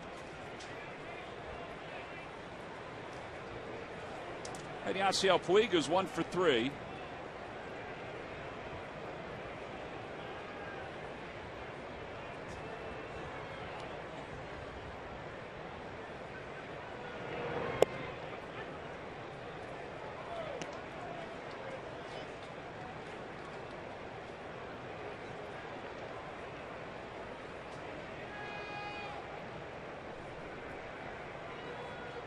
Puig's one hit was the infield hit his last time up.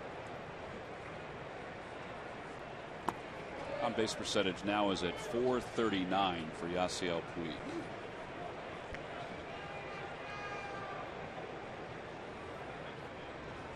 So his average is .347 and his on base percentage is nearly 100 points more than that. Yeah, that's the OPS, correct? OPS, yeah. Well, that's the on base percentage in slugging, which is his is going to be through the roof. There's a line drive, base hit to left field. This is going to be through the roof for his career if he keeps doing this. And now he's going to go to second. Oh man, the throw came in, and Cesar Hernandez didn't even realize. I don't think anybody did that Puig just kept on going. That just can't happen.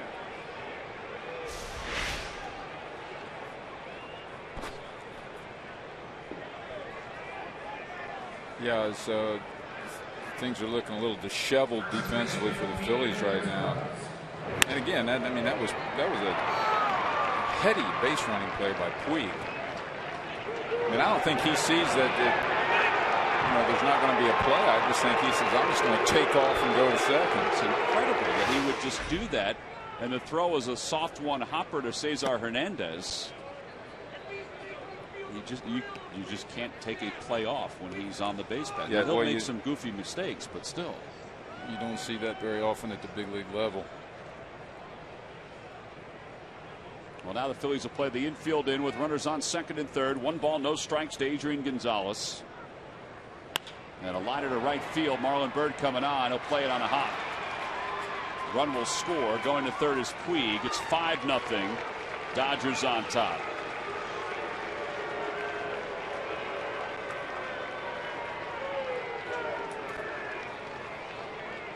Now 11 hits for Los Angeles. Are you there, Matt?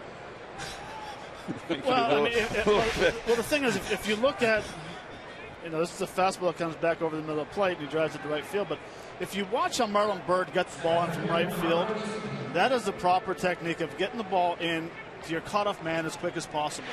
The ball that was hit to D. Brown, he hesitated a little bit. He tossed it in instead of coming up and firing it in and hitting your cutoff man, or coming up throwing to second base and keeping the first and third situation. But the hesitation, the lob into the cutoff man allowed Puig to get to second base on the play. I'm not sure there was a cutoff man on the ball to Brown. Jimmy was lined up to third base. Correct? Because he was out in left field, yeah. Because Dominic just kind of, I want to say, lobbed the ball into the infield, but the only cutoff man was Hernandez. Yeah, Cesar Hernandez.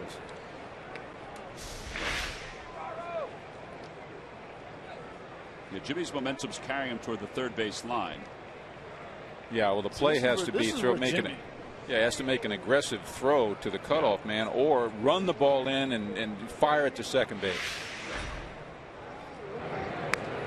Right, and the reason why Jimmy was going that way, because he was going for the line drive. Right. Now all of a sudden, Crawford, he freezes at second base. As far as he's going to get is to third base. Dominic should see that. And Dominic should come up and fire one hopper to Chase Utley to keep it a first and third situation. Right.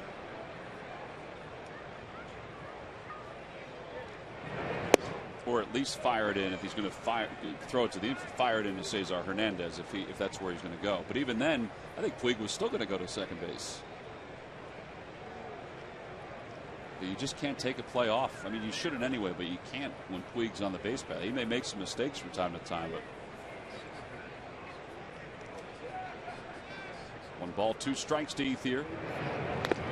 He fouls it off to stay alive.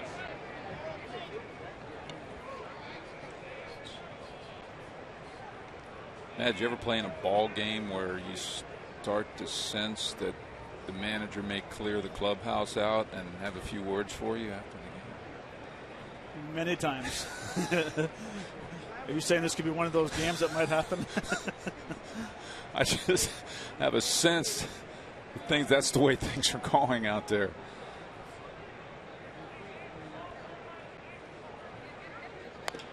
Get a foul ball. It remains 1-2.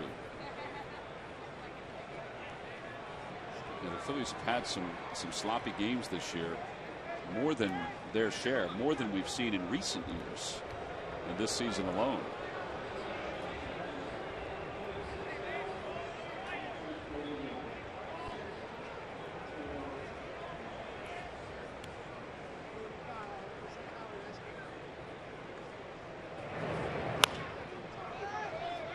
Well, when you're not hitting, when you're being no hit, there's a lot of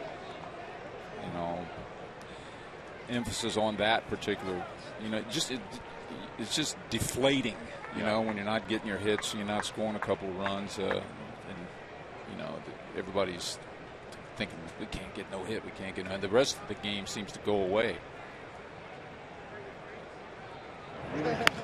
Out toward shortstop, spinning toward Rollins. A run will score. Utley will make the turn at second in time for the double play. 6-4-3. First 2 outs of this inning. This Memorial Day, watch the Phillies Sports Classic of Steve Carlton's 300th win.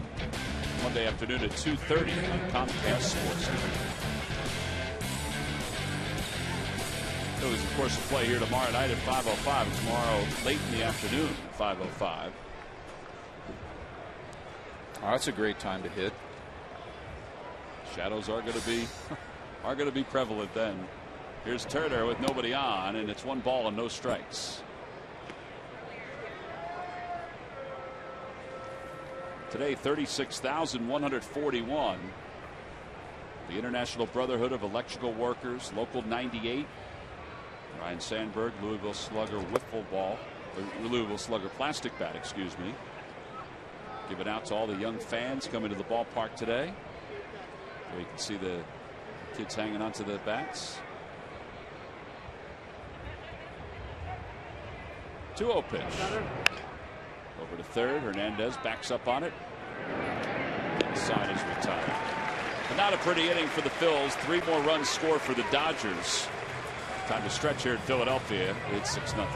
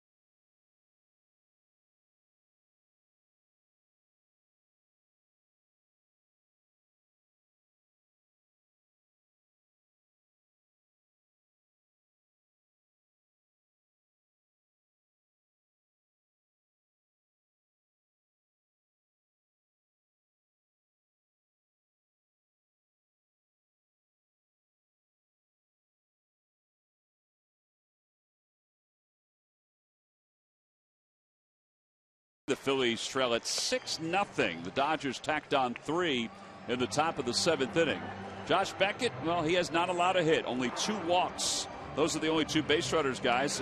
He's never thrown a no-hitter. He has a 1-hitter in his career, but he's been pretty good here today. He has, and he's kept his fastball down in the zone. And the thing I've noticed so far in the 6 innings is that his off-speed pitch, he's getting over for a strike. If it's a fastball, the changeup, the curveball, he's keeping the guys off balance. And really, besides Dominic Brown's line drive to left center, these guys really haven't had a chance to square any balls up. So he's done a good job of keeping the ball down and keeping the hitters off balance today. Well, we take a look at the Subway in-game box score. And that's it. Phillies Zippo down the left side of the column. 2 walks, 1 by Chase Utley, 1 by Marlon Byrd. And that's basically it. Now for Beckett, the last time he's gone this far with a no-hit bid was back in 2009. He went 6 2/3 in a ball game. Dodgers franchise history, they have 20 no-hitters. A lot of that thanks to Sandy Koufax. 10 by the LA Dodgers, and the last one by Hideo Nomo in 1996. Fernando Valenzuela has a no-hitter as a member of the Los Angeles Dodgers.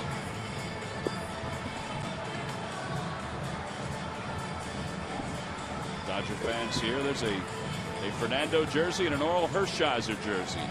Those are 2 pretty good pitchers. Orel Hershiser and Fernando Valenzuela. Chase Utley will lead it off as we go to the bottom of the 7th. It'll be Utley, Howard, and Marlon Byrd.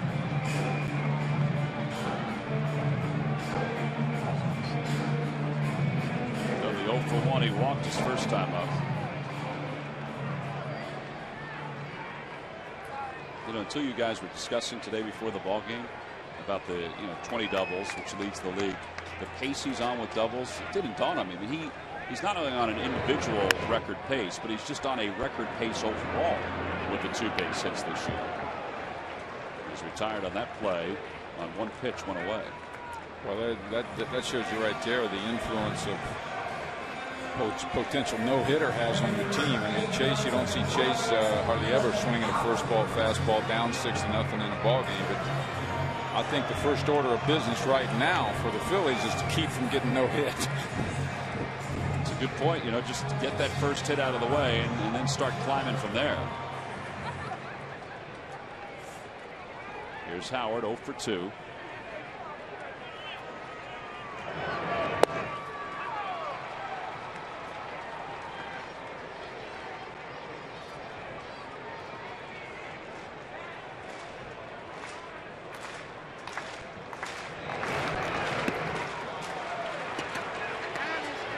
balls and 2 strikes. You know, Ryan basically hits without a stride. He has a little toe tap. And he really doesn't have what a stride provides, and that's rhythm to the ball. You know, I don't mean that that's a problem that he has. It's just an unusual style. Like Gary Maddox used to stand way spread out and didn't stride either. Ryan has this early toe tap right there. Matt, later in your career, you had a really like up and down, right? You didn't when you spread out your stance. Well, even in my career, I had a huge leg kick, and even when I was getting the timing off, what I did is I went with a wide stance and took all my movement upper body and just relied on my hands. And even when I became a pinch hitter, sometimes I would over-exaggerate my stance, and it's just a matter of your weight shift going back onto your back leg and an easy pass to the ball with your hands. You know, and with the toe tap right now, it seems like Ryan's doing the toe tap, but he's not getting nothing back on his backside to be able to drive the ball.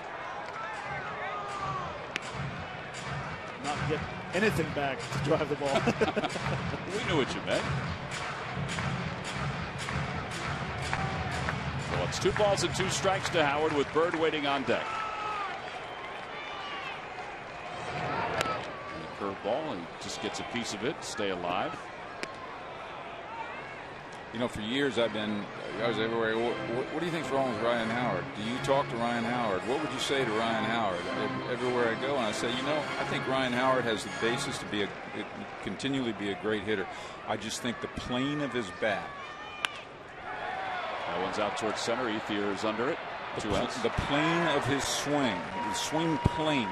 There's a plane in the swing in golf. There's a plane to the swing in baseball. Is slightly up. He has a slight uppercut to the ball, and Ryan doesn't get into what I would say above the equator side of the baseball enough. In other words, not enough top hand influence. Then he would square up more fastballs. He did more rising line drives as opposed to top spin line drives. Matt, I don't know if you agree with that, but his 100%. line drives are top spin line drives because he's uppercutting the ball. Out to shallow left. Arozarena is under it, makes the catch, and Josh Beckett is now 7 innings into this ball game without allowing a base hit. He's in cruise control right now as we go to the 8th.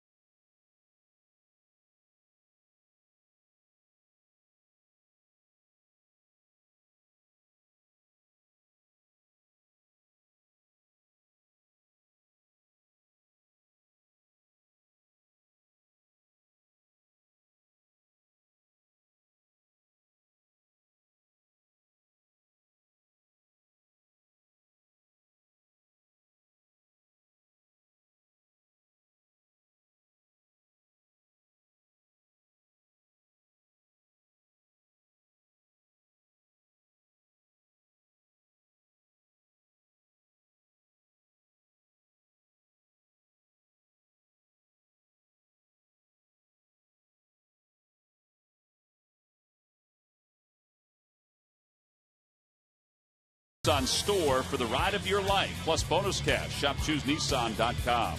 By Xfinity, your home for the most live sports. And by Chevrolet, visit your local dealer at ChevyDealer.com.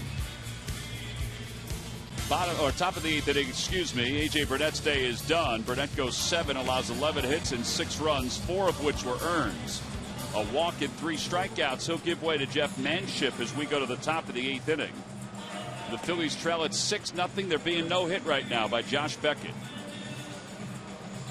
And Beckett is due up third in this inning.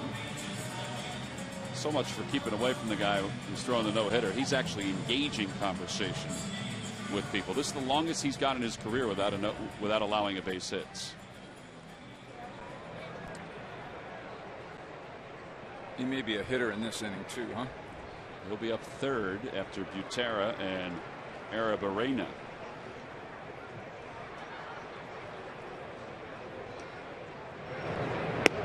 First pitch is a strike. But Butera, about a week or so ago, had a pitch for the Dodgers. They were getting beat. They were without some pitchers. Topped out at 95 miles an hour, according to the gun. Threw another pitch at 92 miles an hour. Averaged 86 during his quick 1-2-3 inning. Matt, is he on your scouting report at all? Yeah, stay away from him. Well, actually, no, I'd like to see him. There's a liner to center field, one away. You just don't know what kind of control he has. He's like that closer for the Cardinals was Jason Mott. Yeah. He was a catcher. Right. For a lot of years. Actually, I worked with him with this hitting down in Jupiter, Florida one time at the Tommy Hutton Baseball Academy. Shows you what a great teacher I am. You taught him right to the mound. He had to take up pitching. There's a line drive to Rollins. 2 outs. Time now for the Major League Notebook. Murph, take it away. All right, D-Mac, thank you very much. Brought to you by Gwynedd Merced University. And Adam LaRoche is off the DL and back in the Nationals lineup. The first baseman had been battling that sore quad, but said it felt like 100%, so they got him right back in there today. Right now, 1 for 3 in that game is he, and the Nationals have a 5-1 lead in the 7th. And don't look now, but Manny Ramirez is back in baseball, guys. He just signed a contract, a minor league contract with the Cubs AAA affiliate to be a player-coach. They said he's not going to take at-bats away from any of their prospects, but they'd like him to work with their young hitters. He will play. He'll do some coaching as well. But Manny Ramirez back in professional baseball, guys. All right, Murph, we appreciate that. I don't know if anybody would have ever expected Manny Ramirez to be in baseball as a coach at one point. I don't know if anybody expected Josh Beckett would be through 7 innings without allowing a hit, but he's about to begin the bottom of the 8th inning. Phillies still in search of their first hit.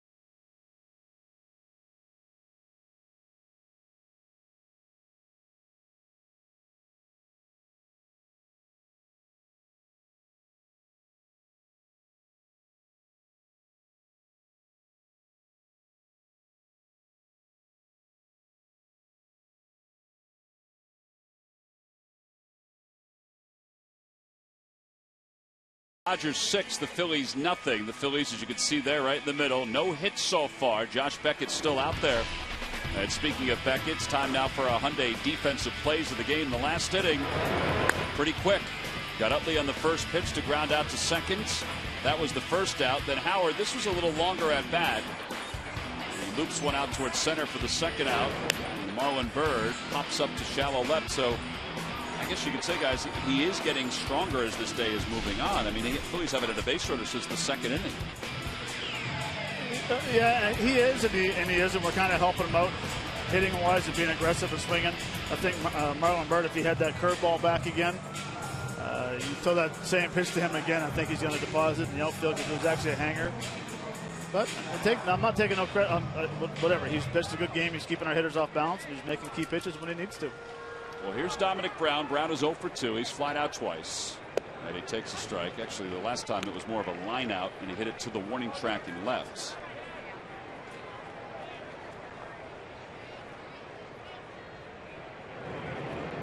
There have been no no-hitters this year in baseball. You know, the psychology of the no-hitter is interesting. We'll see what happens with Dominic's pitch right here. It's a fastball count, 2-0. Well, he doesn't throw him a fastball. The psychology of it is Beckett doesn't want to lose his no-hitter by throwing him a 2-0 fastball right down the middle when he's got a 6-0 lead. Outside. But the Phillies hitters, by trying to break up the no-hitter and not have their mind on the fact that they could still win the ball game, enters into it as well. And a called strike 3. Brown is down looking, one away here in the 8th inning. It was over the plate. Whether it was low or not is up to the umpire. At least it seemed like it was over the plate from our vantage point.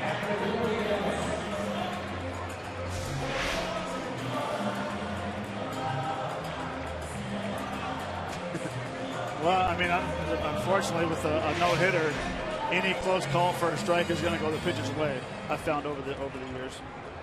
Philly's been no-hit 21 times. The last time at home was Bill Stoneman in '69. Pascual Perez threw a no-hitter, a 5-inning no-hitter for Montreal. Ground ball to shortstop. So he's 4 outs away from his first career no-hitter. There are 2 outs here in the 8th inning. I say it again. That's just another example. You're down 6-0 in a ball game. You're trying to break up the no-hitter versus trying to put an at-bat out there that's the right approach to try to get base runners. In the game of baseball, if you're doing the right thing, most of the time will reward you. Here's Cesar Hernandez.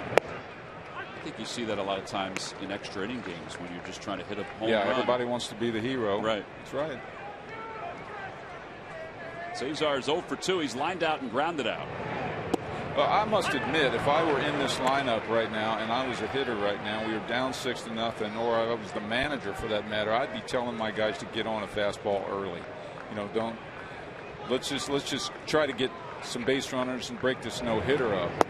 I don't really know that right now is the time to be thinking we need base runners. We're going to get back in this ball game. I think right now might be save some embarrassment.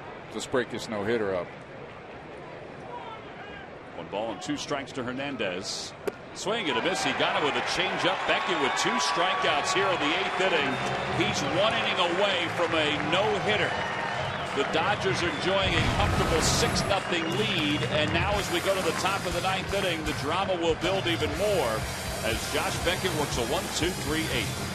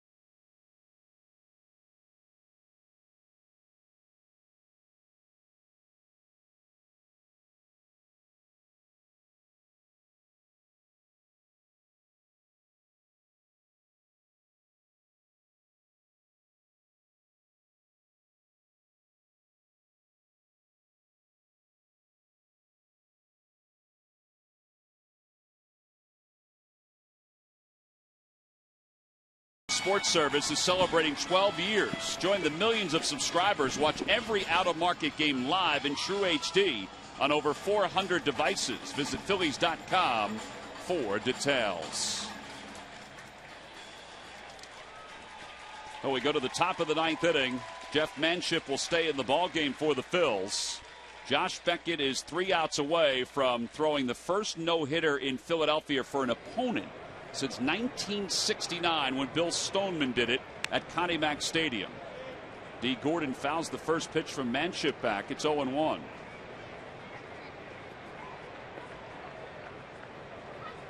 That was the last 9-inning no-hitter here in Philadelphia. April 17th, 1969. A looper out to left. Dominic Brown makes the catch. 1 away here in the top of the 9th.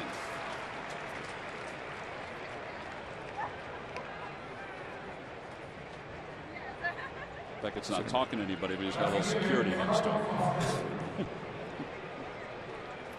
It's an amazing stat. 50 over 50 years. It's incredible.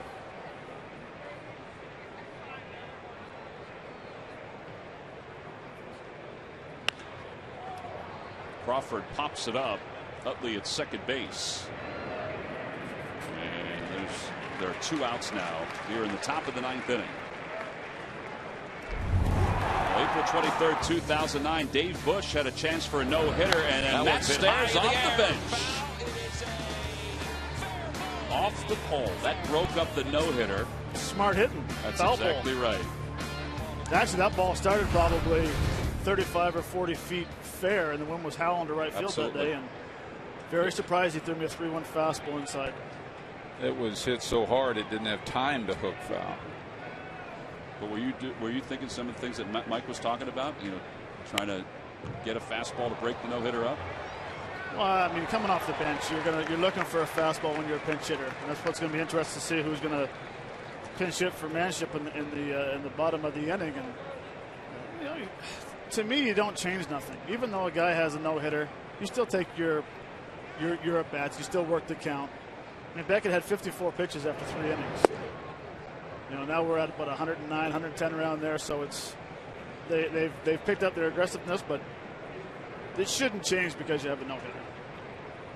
I was just very fortunate that day, or we were, that it ended up staying fair and hitting the foul pole, and we didn't get no hit. 1-2. Dave Bush, of course, grew up in Philadelphia area, so this was kind of a dream come true for him to have that rolling along. You ruined his dream, Matt. You ruined his dream. You ever heard the phrase "hang with him"? 1-2 to Puig. Check swing. Did he go? And no, this is fielding Colbert. Yeah, but on another note, he helped me get to the major league record for pinch hit home runs. So, you know, hey, I could help him out, or he helped me out. So that day, he helped me out. People helping people, Matt. That's what it's all about. I'm just hoping that security guard right there pokes Beckett in the ribs and say, you know, you have a no-hitter working right now. Or have you ever thrown a no-hitter before? Inside, it just missed. 3-2.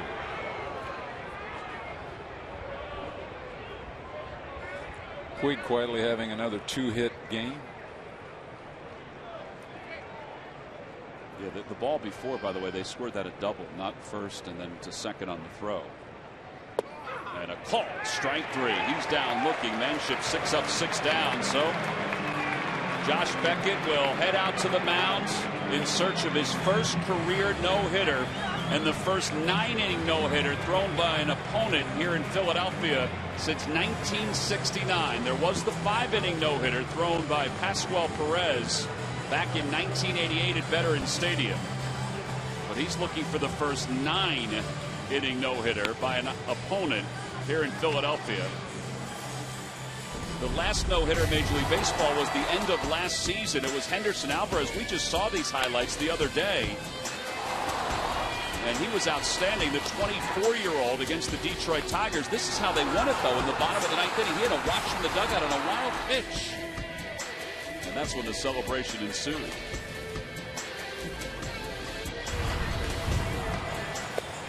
Last 9 no-hitters. Alvarez, Lincecum, Homer Bailey has 2 of them. When I came in today, you know, we were in the broadcaster's office, and Josh Beckett's pitching. I said to Larry Anderson, "Is this the same Josh Beckett we have?" I kiddingly said, known to love over the years. And he said, "Oh, no. He's 88, 89 now, and he's more of a pitcher, and he's not." I'll tell you what, I'm seeing the Josh Beckett, almost the same Josh Beckett we saw in the 2003 final game of the World Series. I mean, he's been throwing good. It's big-time life on his fastball. He's got the hitters off balance. But I will say one thing. The possibility of a no-hitter here has overshadowed some lackadaisical play by the Phillies. Excellent point. Absolutely. On so many different fronts. Yeah. Base stealers, stolen bases, outfield throws over cutoff men. And I wouldn't doubt if that is addressed by Mr. Sandberg at some point shortly after this game. Well, Tony Gwynn Jr. will pinch hit. Beckett at 110 pitches. And the first pitch of the ninth is a curveball that floats in for a strike. It's 0-1. Gwynn, a 197 hitter. This is only his 4th career at bat against Josh Beckett.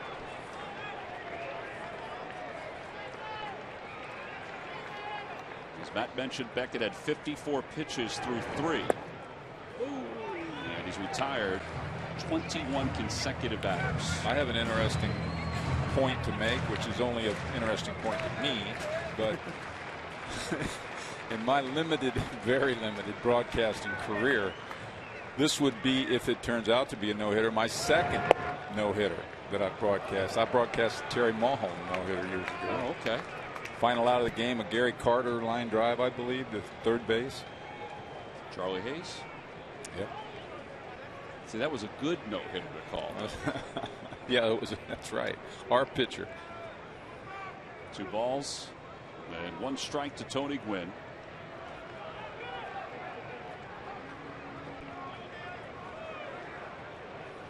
We mentioned there have been 10 no-hitters thrown by the Los Angeles Dodgers, 20 by the Dodgers franchise.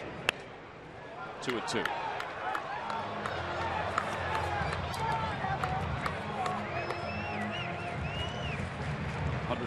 Pitches, which is in this world of pitch counts, is not abnormal as we are here in the 9th inning.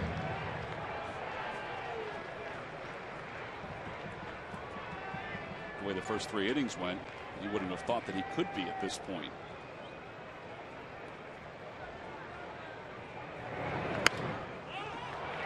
Fly ball, left field. Getting the sun. There, Barreno makes the easy play.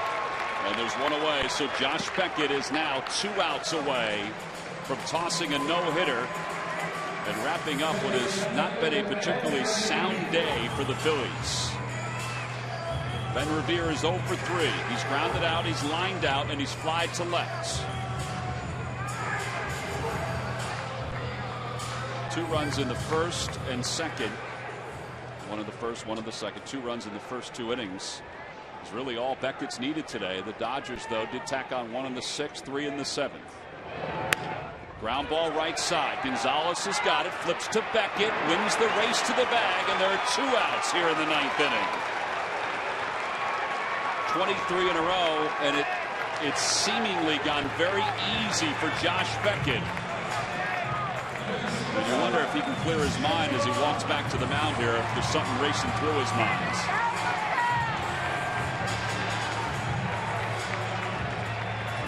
Look at the pitches by inning. We mentioned 54 through the first 3.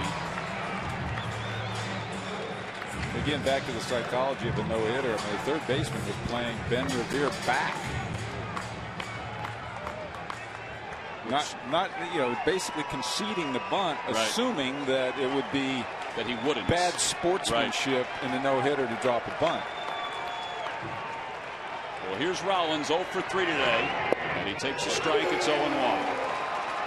This crowd, and we mentioned before, it was a good one today, on their feet all the way around for the most part, even though the Phillies are trailing at 6-0.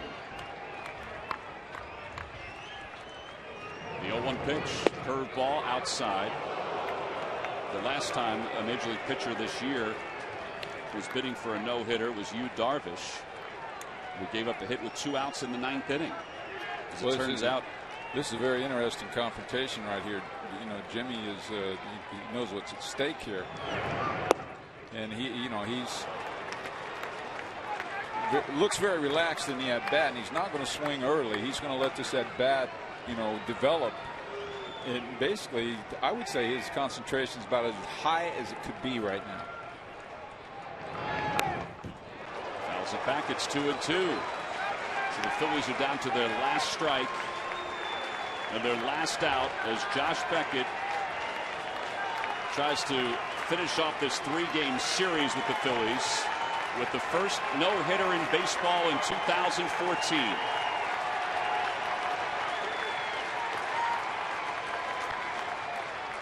Two balls, 2 strikes, the count to Rollins. And now Beckett will take a moment.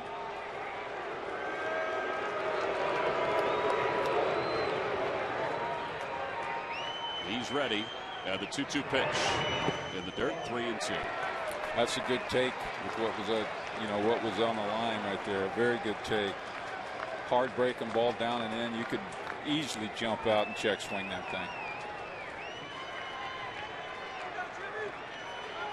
Dodgers fans, this is a moment to maybe capture for any baseball fan.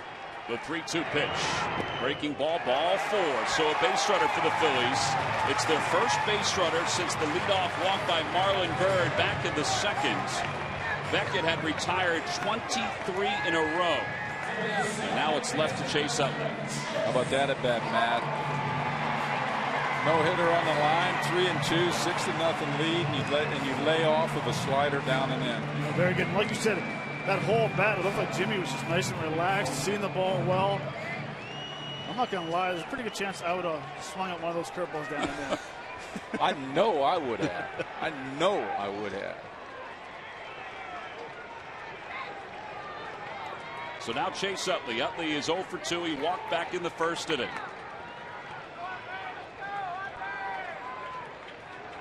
Utley's fly to left. He's grounded to 2nd. And Rollins will go. The pitch is taken outside. It's 1-0. You know what Beckett's thinking. I don't want to, give him a groove a fastball here and give up a line drive hit. He's trying to get an out on a breaking ball, something off speed, a rollover. And he does have bullpen action behind him in case he does lose the no-hitter here in the 9th inning.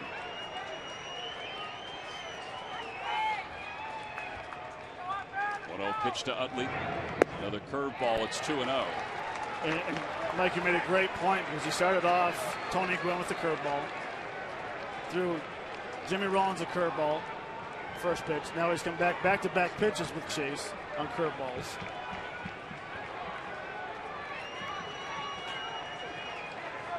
Something soft again? I don't know. Rollins leads off 2nd. 2 balls and no strikes to Utley. Swing and a miss. Doing a changeup. Beckett is now 34 years old, former first-round pick of the Florida Marlins back in 1999. He was the number 2 pick overall that year.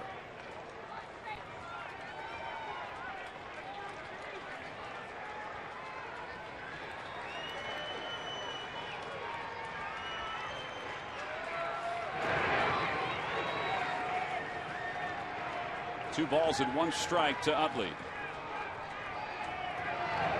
Outside, 3-1. Well, Matt, now if you're Utley like Rollins, are you in the swing mode to break up the no-hitter, or are you in the let him throw one here and maybe he'll walk me and bring Ryan Howard to the plate? I don't know. I mean, I don't want to lose my aggressiveness. I still want to get on base as well, but you threw him a 2-0 changeup earlier. Maybe lower your sights a little bit and think 3-1 changeup. If I'm Beckett, I throw something off speed. There it is. Curveball, and it's a strike. It's 3-2. Utley thought it was outside. And he's thinking, hey, Brian Knight, don't get caught up in this.